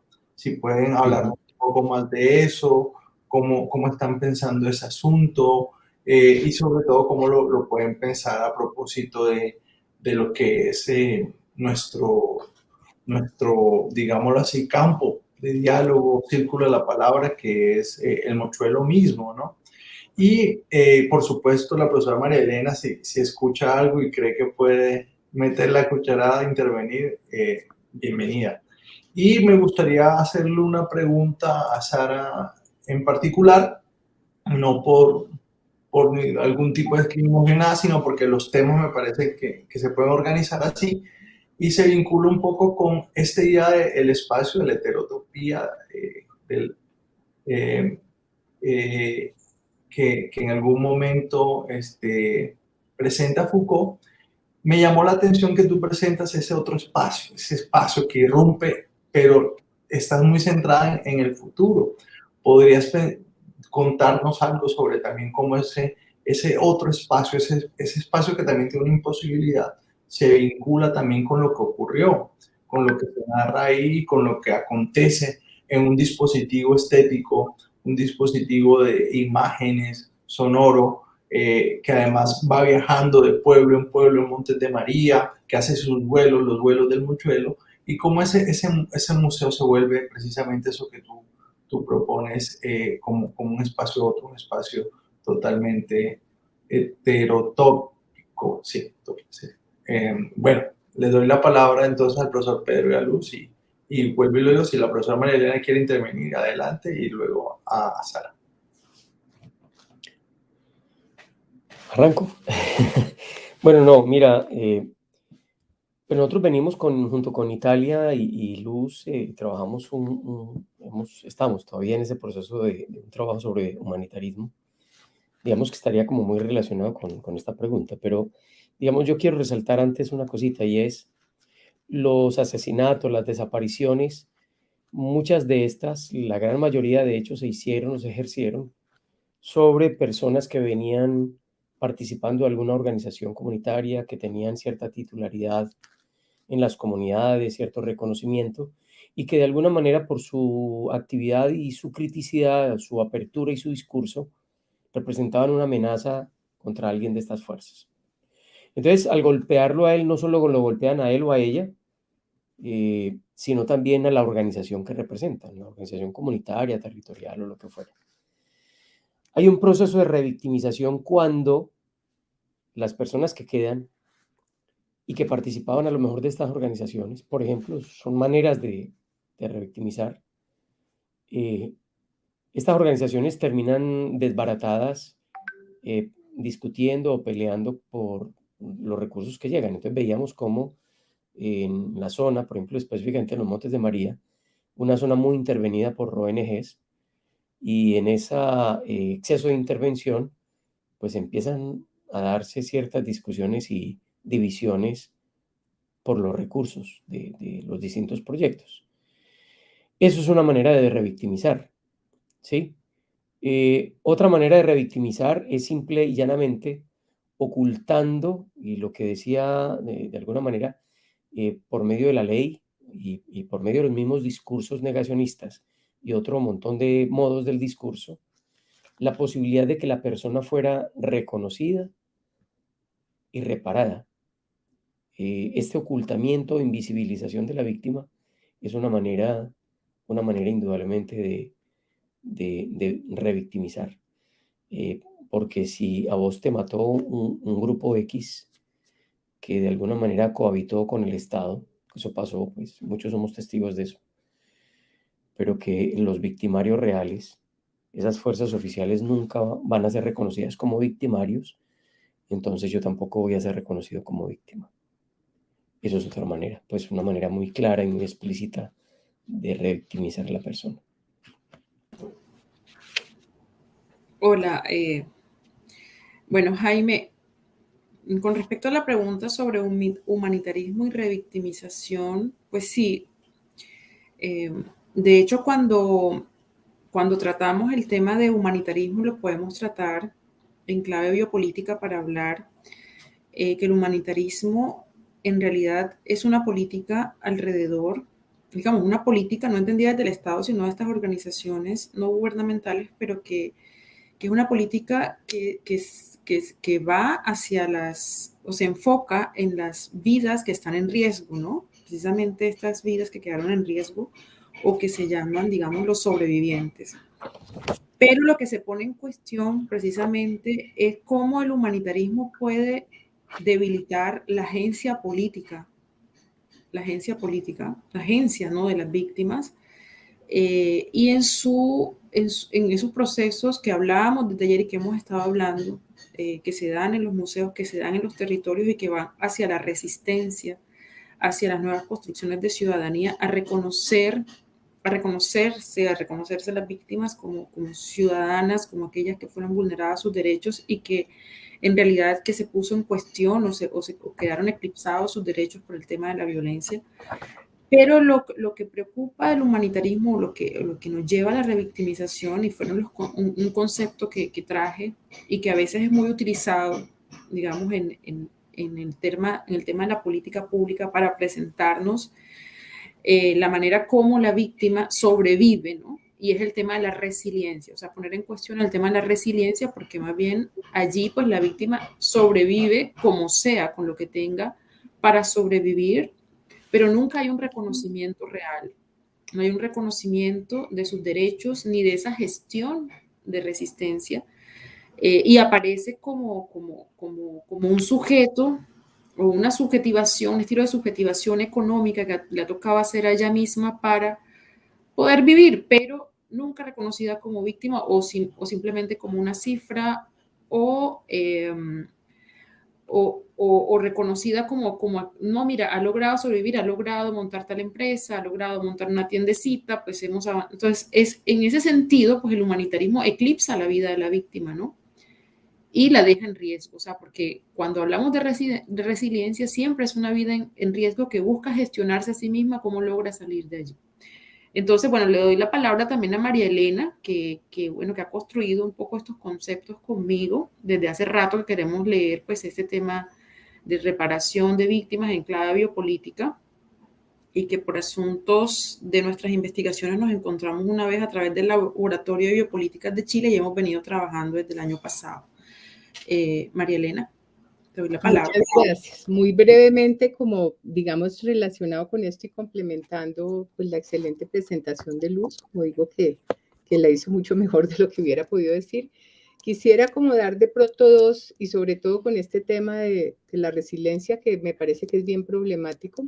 Yo creo que hay tres términos muy problemáticos en esto de la revictimización, saliéndonos un poco de la perspectiva, digamos más tradicional, si lo puedo llamar así, de pensar la revictimización. Uno es marcar a la víctima como sujeto carencial, deficitario. Igual que la población de víctimas es un cuerpo social deficitario y carencial, ¿no? Y ahí viene este tema de la resiliencia, que es un concepto marcado por la división normal y patológica que Foucault identificó en el seno del intercambio entre las ciencias de la salud y las ciencias humanas, en donde, digamos, este sujeto siempre está en riesgo de estar viviendo una permanente catástrofe que puede incluir daños materiales o daños físicos. Y la resiliencia, aunque es natural, entre comillas, inscrita en el humano y en los sistemas naturales y las instituciones, puede ser, digamos, un poco pensada como enseñada o transmitida mediante una red de expertos, que me parece que hacen algo muy problemático, porque finalmente precisamente en la tesis que estaba ahora, es sobre, digamos, cómo se problematiza la intervención psicosocial en el campo de las víctimas y el conflicto armado, todo este dispositivo de atención psicosocial, pues que está, digamos, también, digamos, causando o promoviendo en estos sujetos. Yo celebro y quiero felicitar este esfuerzo y no solamente los académicos y los profesionales, sino también de las personas que desde la comunidad y desde su lugar social han tratado de hacerle punto de fuga a estos discursos y prácticas que también me parece que han invisibilizado. Y en este punto de las víctimas me parece que hay dos operaciones importantes. Uno, que siempre se ligan como a una especie de catástrofe social, si lo puedo decir así. Y por otra parte, a un daño. Son personas y sujetos no solamente carentes, vulnerables, que me parece que hay que tener cuidado sin ser insensible con el sufrimiento y el dolor humano, que sería la salida que yo daría más, digamos, para entender esto. ¿Cómo podemos escuchar y entender el sufrimiento social? Que no es solamente, digamos, aquel que da cuenta del daño relacionado con el trauma. ¿Cómo podemos, digamos, ahí salir también de eso, de lo traumático, como algo ubicuo, pues omnipotente, que permite también hacer algo, digamos, con esas experiencias? Entonces yo sencillamente quiero concluir pensando que estos son escenarios muy importantes y que los procesos y los encuentros y, digamos, los diálogos que están promoviendo quizás es lo que yo rescataría para ver si podemos llegar como a poder entender, yo diría, los efectos del sufrimiento social y el dolor humano que en toda esta, digamos, situación compartida, histórica, social, política, estamos, digamos, tratando de convocar, ¿no? ¿Cómo pensar esto desde un lugar social sin caer como en los discursos y las prácticas que ciertas disciplinas, no solamente los dispositivos jurídicos, están interviniendo, y la forma como lo están interviniendo yo diría que es bastante cuestionable, que en ese sentido la emergencia de estos procesos, sobre todo colectivos, que es, digamos, lo último que querría señalar, es como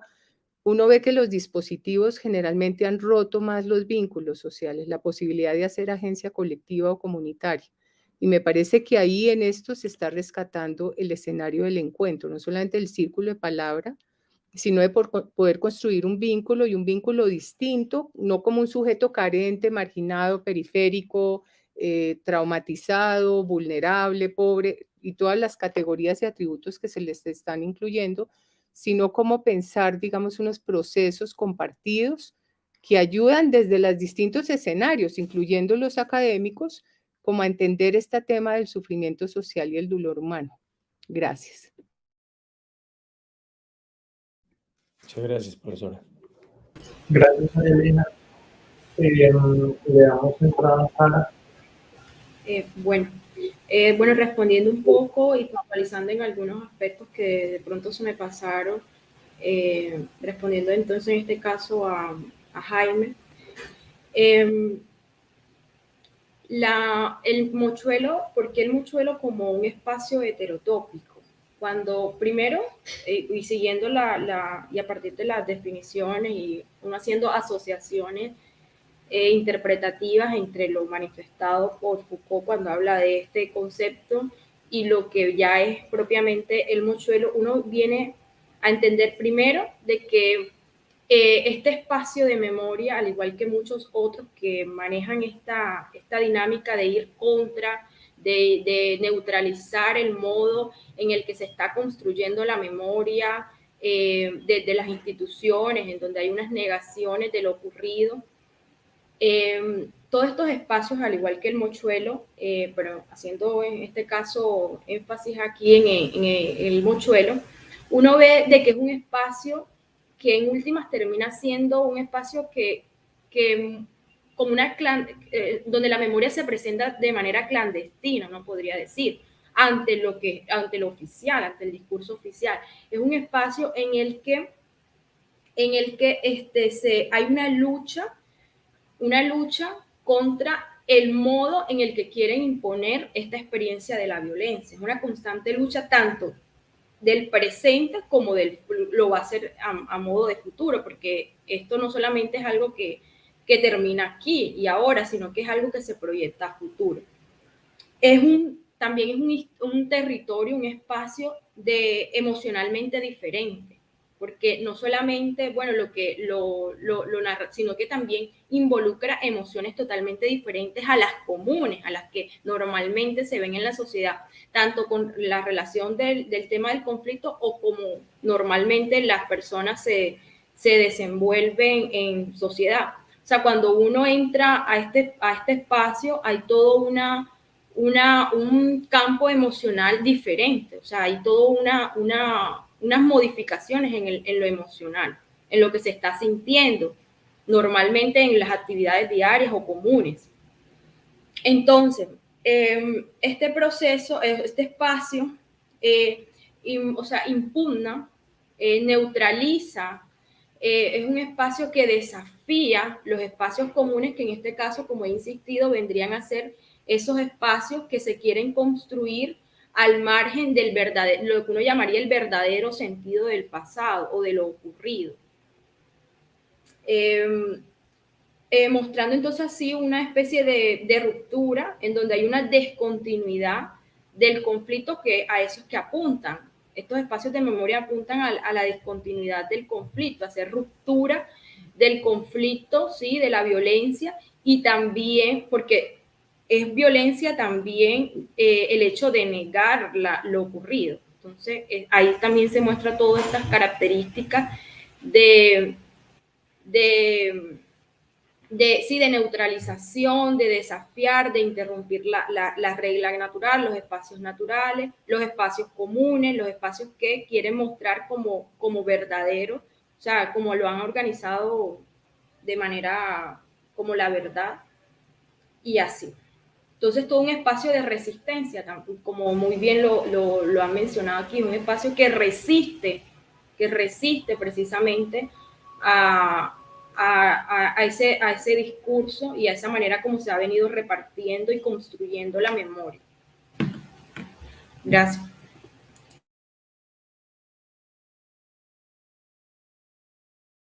Bueno, se me pasaba a mencionar algo. Bueno, sí, hay una apuesta y un objetivo que es la construcción de la memoria histórica a partir del museo, pero el museo también, ahí uno encuentra unas herramientas artísticas, que estas herramientas artísticas, sin ninguna duda, el arte, la literatura, lo que hace es derrumbarlo a uno, de trasladarlo a un espacio completamente abstracto, uno podría decir, un espacio fuera de todo, de las posibilidades reales que uno puede tener. Entonces también, cuando uno ve cada espacio, cada elemento que las personas que han ido al museo, y a través del arte, pues se logra también esto, un soñar, ir más allá, pensarse de otro modo, más allá de las posibilidades materiales que se pueden tener. Cuando uno ve una pintura, o cuando uno ve una de las pinturas que hacen, o cuando uno ve el árbol de la vida, o cuando uno ve esos relatos o esas metáforas que se envuelven ahí, pero que están construyendo memoria, pero al mismo tiempo desde la metáfora, desde lo artístico. Gracias.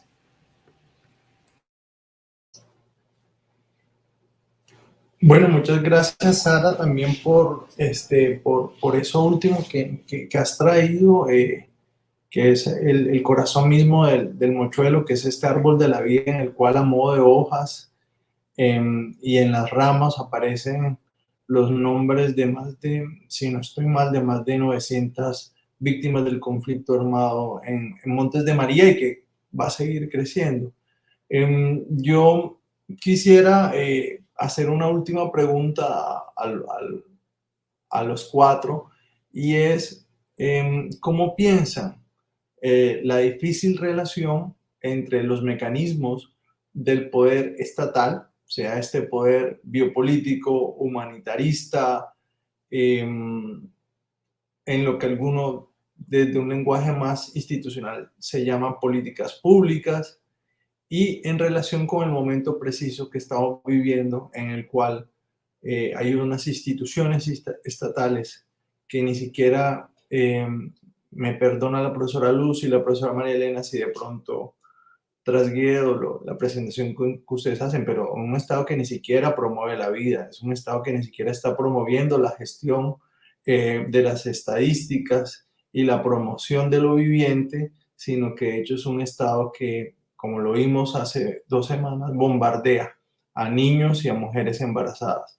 Entonces quiero preguntarle por la difícil relación entre la institucionalidad estatal, ya que ustedes hablan de biopolítica, hablan de poder, y creo que Pedro Pablo también de algún modo también citó varias de esas leyes, a propósito de lo que tendríamos nosotros como tarea de cara al futuro.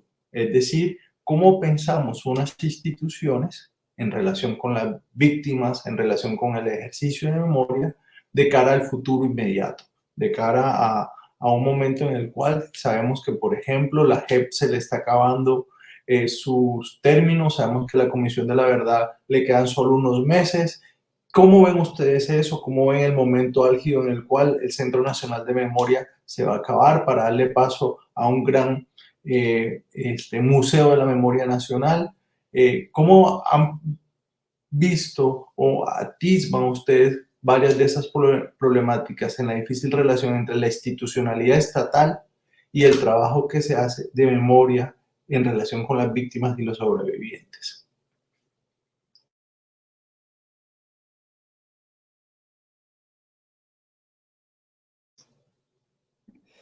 ¿Quién comienza? No, digamos, yo simplemente quisiera decir una cosita corta y es lo que nos decían a nosotros en la organización de la que participábamos conjuntamente. Es decir, de Roma viene lo que a Roma va. Y yo en ese sentido sigo creyendo en la titularidad de la soberanía nacional. La titularidad está en el pueblo, como dice la Constitución. Nosotros somos los soberanos.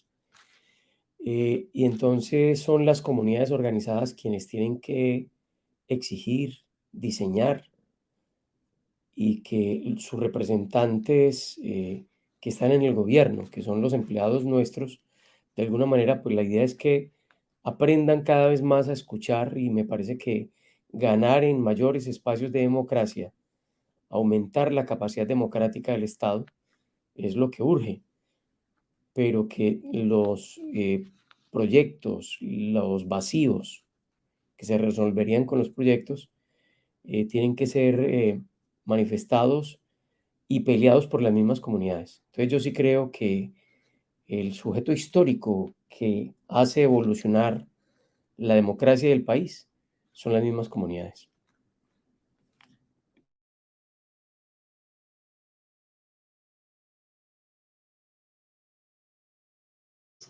Si quiere la profesora María Elena para... Bueno, yo creo que una de las cosas más problemáticas que me evoca esta pregunta y lo que ha dicho el profesor también y un poco como lo que uno ve en la historia es como, si se puede llamar así, como digamos muchos de las reivindicaciones y las luchas han girado hacia el tema, por ejemplo, de las cifras. La misma constitución de la población de vulnerables, pues me parece que hace entendible que hablar de bajas, de cifras, de números de desplazados y desplazadas, por ejemplo, en el caso de lo que yo he trabajado, y de las estadísticas alrededor de eso, en la que han caído, me parece que muchas personas que yo creo que han intentado, e instituciones y agencias que yo creo que han intentado hacer algo diferente, por eso rescato tanto como este esfuerzo del mochuelo y del escenario que están planteando ustedes, porque me parece que inclusive personas que le han hecho mucha resistencia al gobierno, que es diferente del Estado, me parece que en eso pues hay una diferencia importante. Una cosa es el gobierno y otra cosa es el Estado, ¿no? Como institución. Y el hecho de, digamos, como de analizar sus lógicas, que creo que sería la salida, Jaime, para tratar de entender esto, ¿no? Es que las lógicas, si uno está pensando en cifras bajas, como te digo, la guerra de las cifras, y sería, digamos, algo que yo podría dar fe, cómo ha sido lo que ha reinado desde muchos años para acá, incluyendo pues la resistencia que se ha tratado de hacer. Y la disputa ha sido porque no son el número de víctimas que efectivamente están invisibilizadas, pero me llama la atención de que confluyen en ese tema de las cifras y los números y las estadísticas casi todos, ¿sí? Eso creo que es, digamos, una de las lógicas que puede explicar pues algo como digamos, todos estos éxitos o fracasos, gestiones, operaciones. O sea, cuando uno habla de esa forma, pues no está hablando como de sujetos, no está hablando, como les digo, del sufrimiento, ni del dolor, ni de las pérdidas, ni de los significados o lo significativo que puede haber sido, digamos, ese evento, la forma como lo marca, o marca su vida o su biografía, las trayectorias que hace para poder agenciar con eso. Pero me parece que en eso hay que hacer un análisis muy profundo, el tema de esos lenguajes en los que caemos muchas veces, ¿no? Creyendo que estamos reivindicando, pero pues me parece que no, que los resultados y el efecto tendríamos que ser mucho más autocríticos. Entonces esa sería una. La otra parte como específica con respecto, digamos, a esa potencia que dice el profesor, yo estoy de acuerdo. A mí me parece que en todo este tema de la biopolítica y de como estos últimos de pronto aportes de Foucault, de la analítica del poder como formas de gobernar el deseo, no era la hipótesis represiva ya en el neoliberalismo, porque es un sujeto que se conduce y se gobierna a partir del deseo, no de la represión, aunque yo creo que seguimos viviendo la represión. Pero creo que ahí también hay una fuerza importante de reconocer y también digamos, de interpelar críticamente, ¿no? Cómo una cosa es gobernar y qué es lo que se gobierna dando de baja, digamos, a unos sujetos que no tienen valor dentro del esquema, el discurso y la práctica gubernamental del Estado. Pero no es la única forma de gobernar. Me parece que ahí habría que hacerle un poco de punto de fuga, como les digo, a ese discurso, como que no lo deja uno salir de eso, inclusive de esa parálisis pues, de lo que puede conmover y causar una situación como esa, ¿no? Yo creo que uno lo sigue tratando de entender desde la lógica de uno, que claramente no coincide con la lógica del gobierno y del Estado y de sus instituciones muchas veces, ¿no? Y creo que al hacer eso y ponerle un punto, como digo, una perspectiva, podrían salir otros entendimientos y otras posibilidades también como de resistencia, pero también como de darle, yo diría que darle un giro a ese discurso en la que dolorosamente y muy tristemente esfuerzos importantes han confluido, ¿no? Es lo que podría decir. Bueno, Jaime, con respecto, digamos, a tu pregunta, bueno, disiento mucho de lo que dices como en el sentido de que tu pregunta contrarresta lo que hemos trabajado, quizá María Elena y yo, sobre el sentido del dispositivo, del desplazamiento forzado como dispositivo, o la lectura que le hacemos biopolítica a esto, porque yo creo que precisamente lo que hacemos es cuestionar el tema de la vida, o sea, podemos decir incluso de la vida biológica, en el sentido como puede ser abordado también no solamente por Foucault, sino por Hannah Arendt y Agamben, ¿sí? Porque precisamente lo que se ha puesto en entredicho es la vida política, o sea, el sujeto político como tal. Y se ha capturado al sujeto desde el punto de vista económico y desde el punto de vista jurídico, ¿sí? Como aquel que hace un contrato social, pero también una vida que se gestiona desde el punto de vista económico. Entonces, considero que hay que continuar, digamos, con una agencia de las víctimas, de sobrevivientes, bueno, aunque yo pongo en entredicho también en esa palabra, pero bueno, hay que mirar la manera como utiliza los términos uno, porque igual la víctima también viene con unas categorías desde lo jurídico, desde lo religioso, que hay que problematizar, lo mismo que sobreviviente, porque también lo pone al lado de la supervivencia. Entonces yo creo que hay que buscar la idea de un sujeto político portador de su verdad, o sea, portador de la verdad. Y creo que esto que ocurre en los territorios, esto que ocurre en los museos de la memoria, son esas maneras de encontrar ese sujeto político, ¿sí? Ese sujeto político, ese sujeto portador de una verdad, y no de la verdad del Estado, no de la verdad de las estadísticas, no es de la verdad de esas políticas que administran la vida de una forma casi biológica, ¿no? O de supervivencia, porque la supervivencia está desde el punto de vista de lo. Entonces yo creo que sí existe ese sujeto político, sí existen esas agencias políticas, y yo pienso que no podemos decir como que no, todo está perdido o no existen, o sea, existen esos lugares otros, como dice Sara, esas heterotopías, esas utopías también que permiten construirnos en otro sentido, ¿no? Y que permiten la experiencia de la política, de lo político, ¿no? No de la política en sentido de ciencia política, sino de lo político como aquel que hace una agencia ciudadana y que es capaz de redignificar su vida y redignificar también los procesos comunitarios, los procesos colectivos, las identidades, los sueños, la relación con la tierra, bueno, en fin.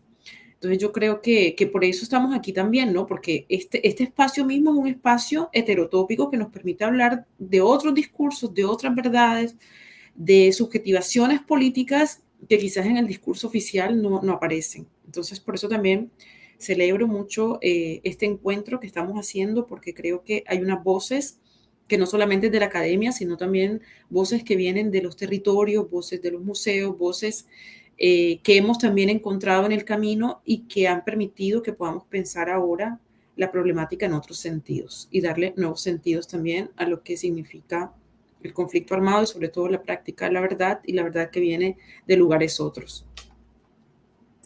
Yo solo quiero como añadir una cosa para digamos, como el comentario de Jaime, estoy de acuerdo con Luz, y es que el análisis que se hace cuando la vida se vuelve objeto político, es que ese es, digamos, el tema de la biopolítica, cómo la vida empieza a ser relevante en el campo de la política, ¿no?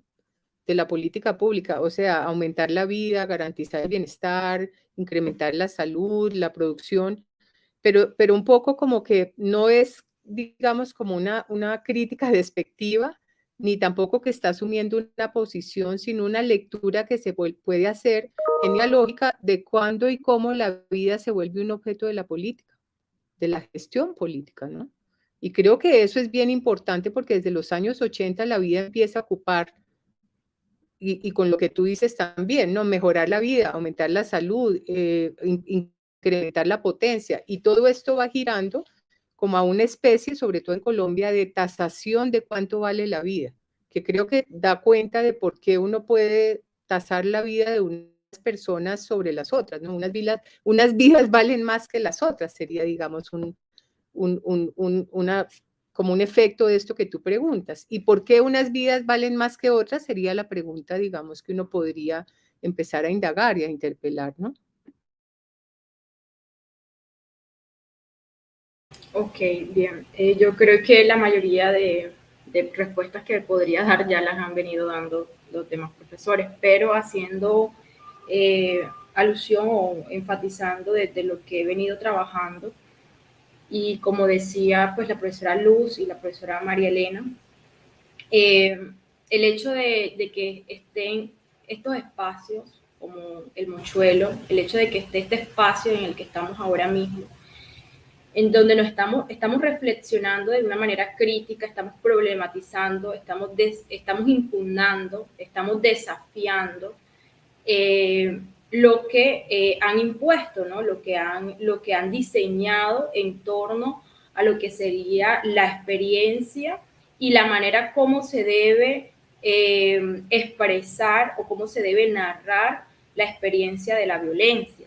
Entonces, el hecho de que estén estos espacios hace que se aclara la posibilidad de pensarse de otro modo, de pensarse bajo otro cielo, y de que se está resistiendo, son procesos de resistencia, pero también son procesos que se están materializando. Esa resistencia empieza a materializarse cuando, por ejemplo, persisten, como uno diría, persisten este tipo de personas como el colectivo y espacios como el Mochuelo, persisten materialmente, están ahí y no tienen una fecha de durabilidad, sino que están ahí insistiendo, están construyendo, se están pensando para a futuro, y se piensan en el presente y hacia un futuro más allá del dolor, un futuro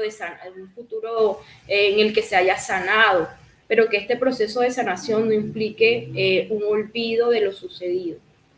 Entonces, en la medida de que exista todo este tipo de espacios, de narrativas, absolutamente otras, pues es claro de que no se va a aceptar lo que han querido y lo que quieren imponer, bueno, estos gobiernos con relación a las y en la subconstrucción de políticas de memoria. Gracias.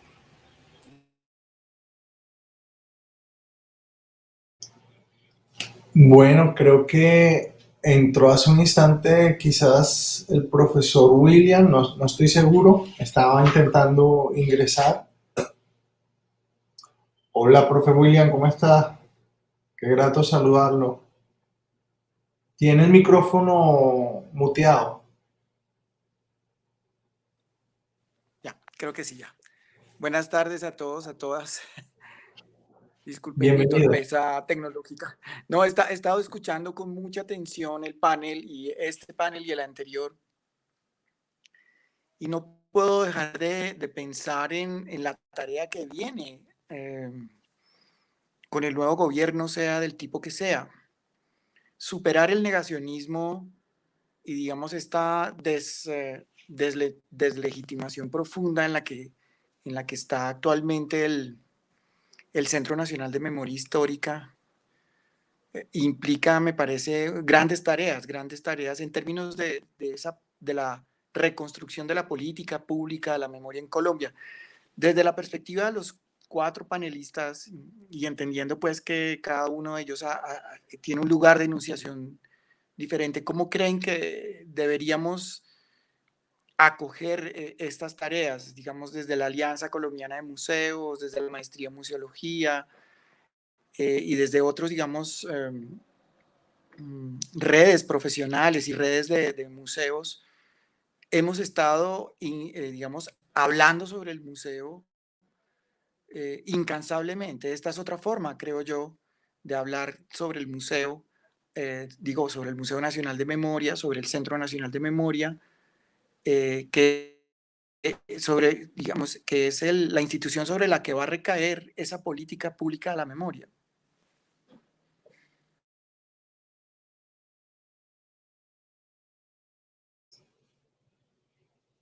No sé quién quiere arrancar.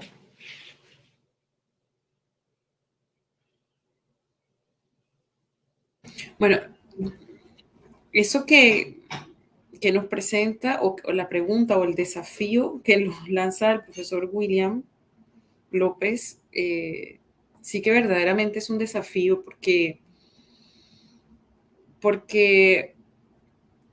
digamos que la pregunta es si hay verdaderamente esa posibilidad del diálogo, porque yo creo que en la política siempre hay antagonismos, ¿no? O sea, la política, bueno, como yo la entiendo, pone sobre la mesa el conflicto, ¿no? Pone sobre la mesa diferentes voces, diferentes discursos que vienen de diversos lados. Entonces yo creo que esa posibilidad o condiciones de posibilidad de una memoria, de un museo o de esa política pública que recoja absolutamente todas esas voces es muy complicado, pero hay que siempre apostar, digamos, por esas voces que estaban inaudibles y que ahora aparecen en el panorama, ¿no? En el panorama, o sea, si hay una verdadera política que preste atención a esas voces de los territorios, sería genial, sería fenomenal. Y que siempre se pueda irrumpir, digamos, como efecto, como esa posibilidad de una democracia que siempre permita irrumpir el discurso oficial y esas leyes que se han construido y que siempre van a tener la posibilidad de buscar modos de entenderse de otras formas, de entenderse de otros modos.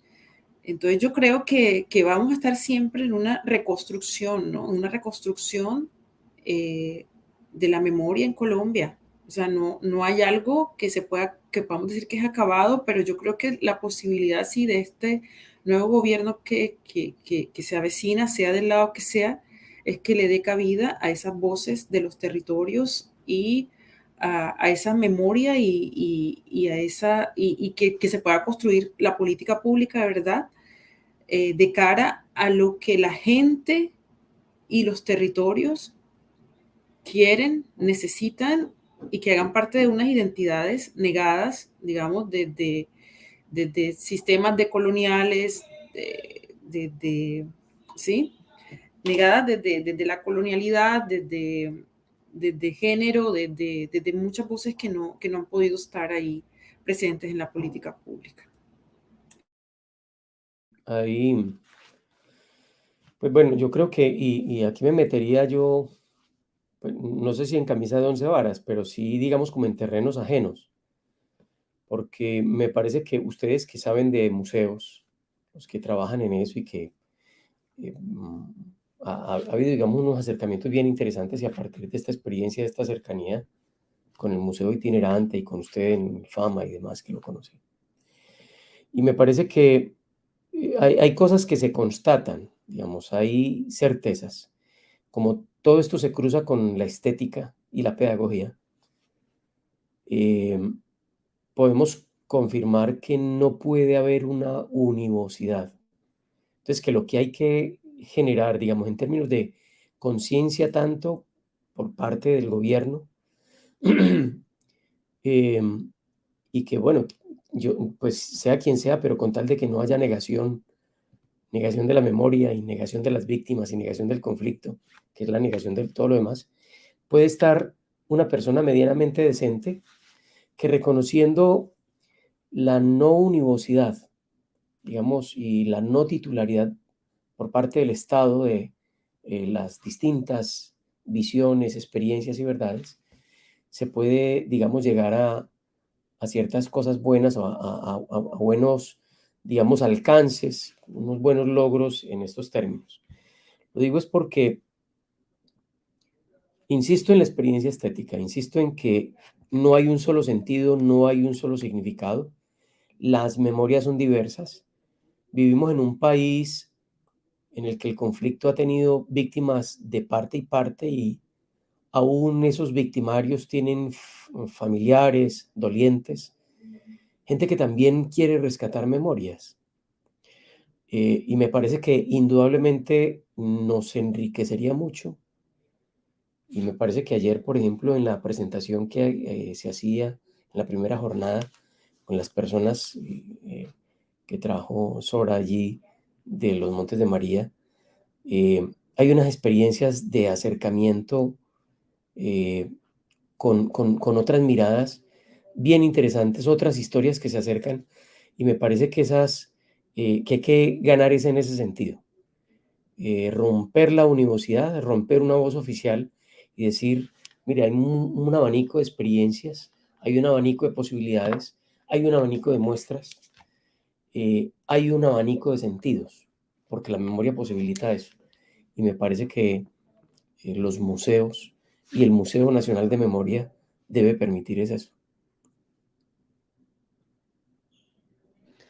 Yo creo que en la misma línea que me han antecedido Luz María y el profesor Pablo, pensaría que la memoria es como un lugar topológico, un lugar y un lugar de enunciación, que no se puede colonizar con una versión porque además eso va cambiando, o sea, la interpretación del hecho en la medida en que uno lo va viviendo y lo va, digamos, como recorriendo y deshojando, cambia, ¿no? Pensaba por ejemplo, en el Museo de la Memoria de Buenos Aires, que es un lugar vacío, muy bello, que inmediatamente produce como ese efecto de vacío frente al mar, frente mar, pues, al río, ¿no? Y es un lugar, digamos, absolutamente carente, o sea, no es la exposición y el objeto que seguramente se va colonizando en determinado momento, pero es más un lugar que representa que ese lugar, pensaba en el círculo de palabra, o sea, cuando uno habla del círculo de palabra es un lugar donde uno pone a circular la palabra. No se apropia ni se queda con la versión o la palabra que surge. Es el hecho de emitir palabras sobre eso. Es el hecho de hacer que surja una palabra alrededor de una experiencia y un evento y un hecho que es distinto a la disputa por la verdad. Yo creo que ahí no podría confundirse. Es el lugar de enunciación y es el lugar que va a seguir, como dice el profesor, haciendo circular y la profesora Luz María distintas voces, que además vuelvo y les digo, la misma memoria de uno y la interpretación y la narrativa cambian en la medida, Jaime es psicoanalista, sabe cómo funciona eso también, ¿no? No puede decir uno que la versión de un hecho es el mismo de hace un año, 2 años, es decir, la misma elaboración por la que pasa circular la palabra y volverlo, digamos, un hecho o una posibilidad narrativa, hace que eso circule. Y yo creo que lo que hay que mantener es eso, el lugar de enunciación y un lugar vivo que va a darle palabra, como dice la profesora Luz María, a esas voces que no tienen, digamos, palabra, pero yo creo que hay que distanciarse de competir con los organismos, sobre todo oficiales y oficialistas, por la verdad. O sea, creo que hay unas instituciones que les debe corresponder ese lugar y que no es el lugar de agencia en el que uno se podía instalar. Me parece que hay que distanciarse también de ese lugar, ¿no? Que es porque eso empieza a impedir que circule la palabra de una forma dinámica y distinta cada vez. Entonces, bueno, yo creo que es más el lugar topológico que representa, que tiene que tener unas condiciones muy claras para que eso sea permitido, para que sea permitido hablar, circular la palabra, compartir las diferencias, compartir las experiencias, compartir los afectos, y poder crear, que creo que ahí es donde viene lo estético y lo artístico, otra forma sensible de poder experimentar eso, me parece. Bueno, muchas gracias. Aprovecho para hacer una pequeña cuña que nos recomienda María Elena, y es el aporte de Francisco Ortega desde el Jardín de Freud. Se titula Sobre la posible memoria que no se olvida. María Elena, ahí sí nos puedes pasar el link de pronto. Sí, creo que es la revista 4, es una viejita, Jaime, pero yo se los paso más específicamente. Francisco Ortega es un académico historiador que trabajó mucho con la Escuela de Psicoanálisis y Cultura y con Vina Das, la antropóloga que ha trabajado con estas víctimas de la partición de Pakistán e India, y que es la autora, y ellos son los autores, un encuentro que hubo en la Nacional. Hay un texto muy importante que se llama Sujetos de dolor, agentes de dignidad, que son muchas traducciones de todo este tema del sufrimiento social y del dolor humano, de Arthur Kleinman y una cantidad de antropólogos que han trabajado con víctimas de distintos escenarios. Creo que ese texto es muy importante, son unas memorias de la Universidad Nacional. Él ahora está en Dinamarca o en Noruega, que creo que trabaja con una alta oficina, pero en ese texto que les recomiendo, él trabaja Lacan y trabaja la historia desde el lugar, pues como desde la función de la memoria para no olvidar, pero sí para tramitar, no quedarse, digamos, como y un poco que la violencia pues hace eso, no es lo traumático de la violencia, no poder olvidar, pero tampoco se trata de olvidar, hay que olvidar algo, pero no hay que olvidar todo, no creo que esa es la paradoja en la que se podría ubicar uno. Pero yo te mando, Jaime, o a través de la profesora Luz, el dato. Creo que es la revista número 4. Es una de las que estuvo trabajando el tema de la memoria. Hay una revista desde el Jardín de Freud, que es la de la Escuela de Psicoanálisis y Cultura, para los otros, donde estudió Jaime, hizo su maestría y lo conocí, que le dedicó todo el volumen a la memoria, desde muchos, digamos, filósofos, autores, actores, y que es bien, ahí está el arte también, entonces creo que puede aportar. Bueno, muchísimas gracias. Vamos cerrando esta primera parte del círculo de la palabra de la jornada de la mañana. Completamente invitados a todas las personas que están conectadas ahora a volver a conectarse a las 2 de la tarde con la mesa número 4, con el espacio número 4, dedicado a estética de la memoria, estéticas de la memoria.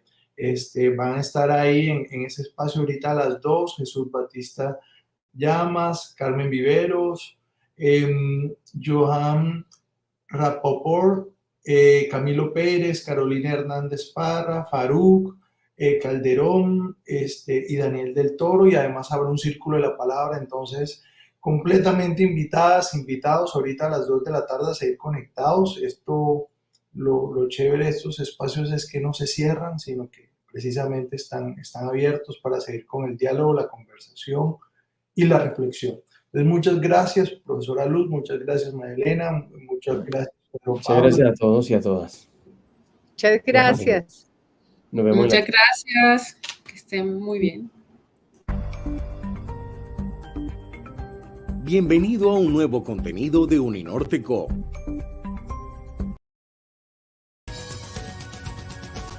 Los siguientes contenidos de Uninorte Co te pueden interesar. No olvides suscribirte a nuestro canal.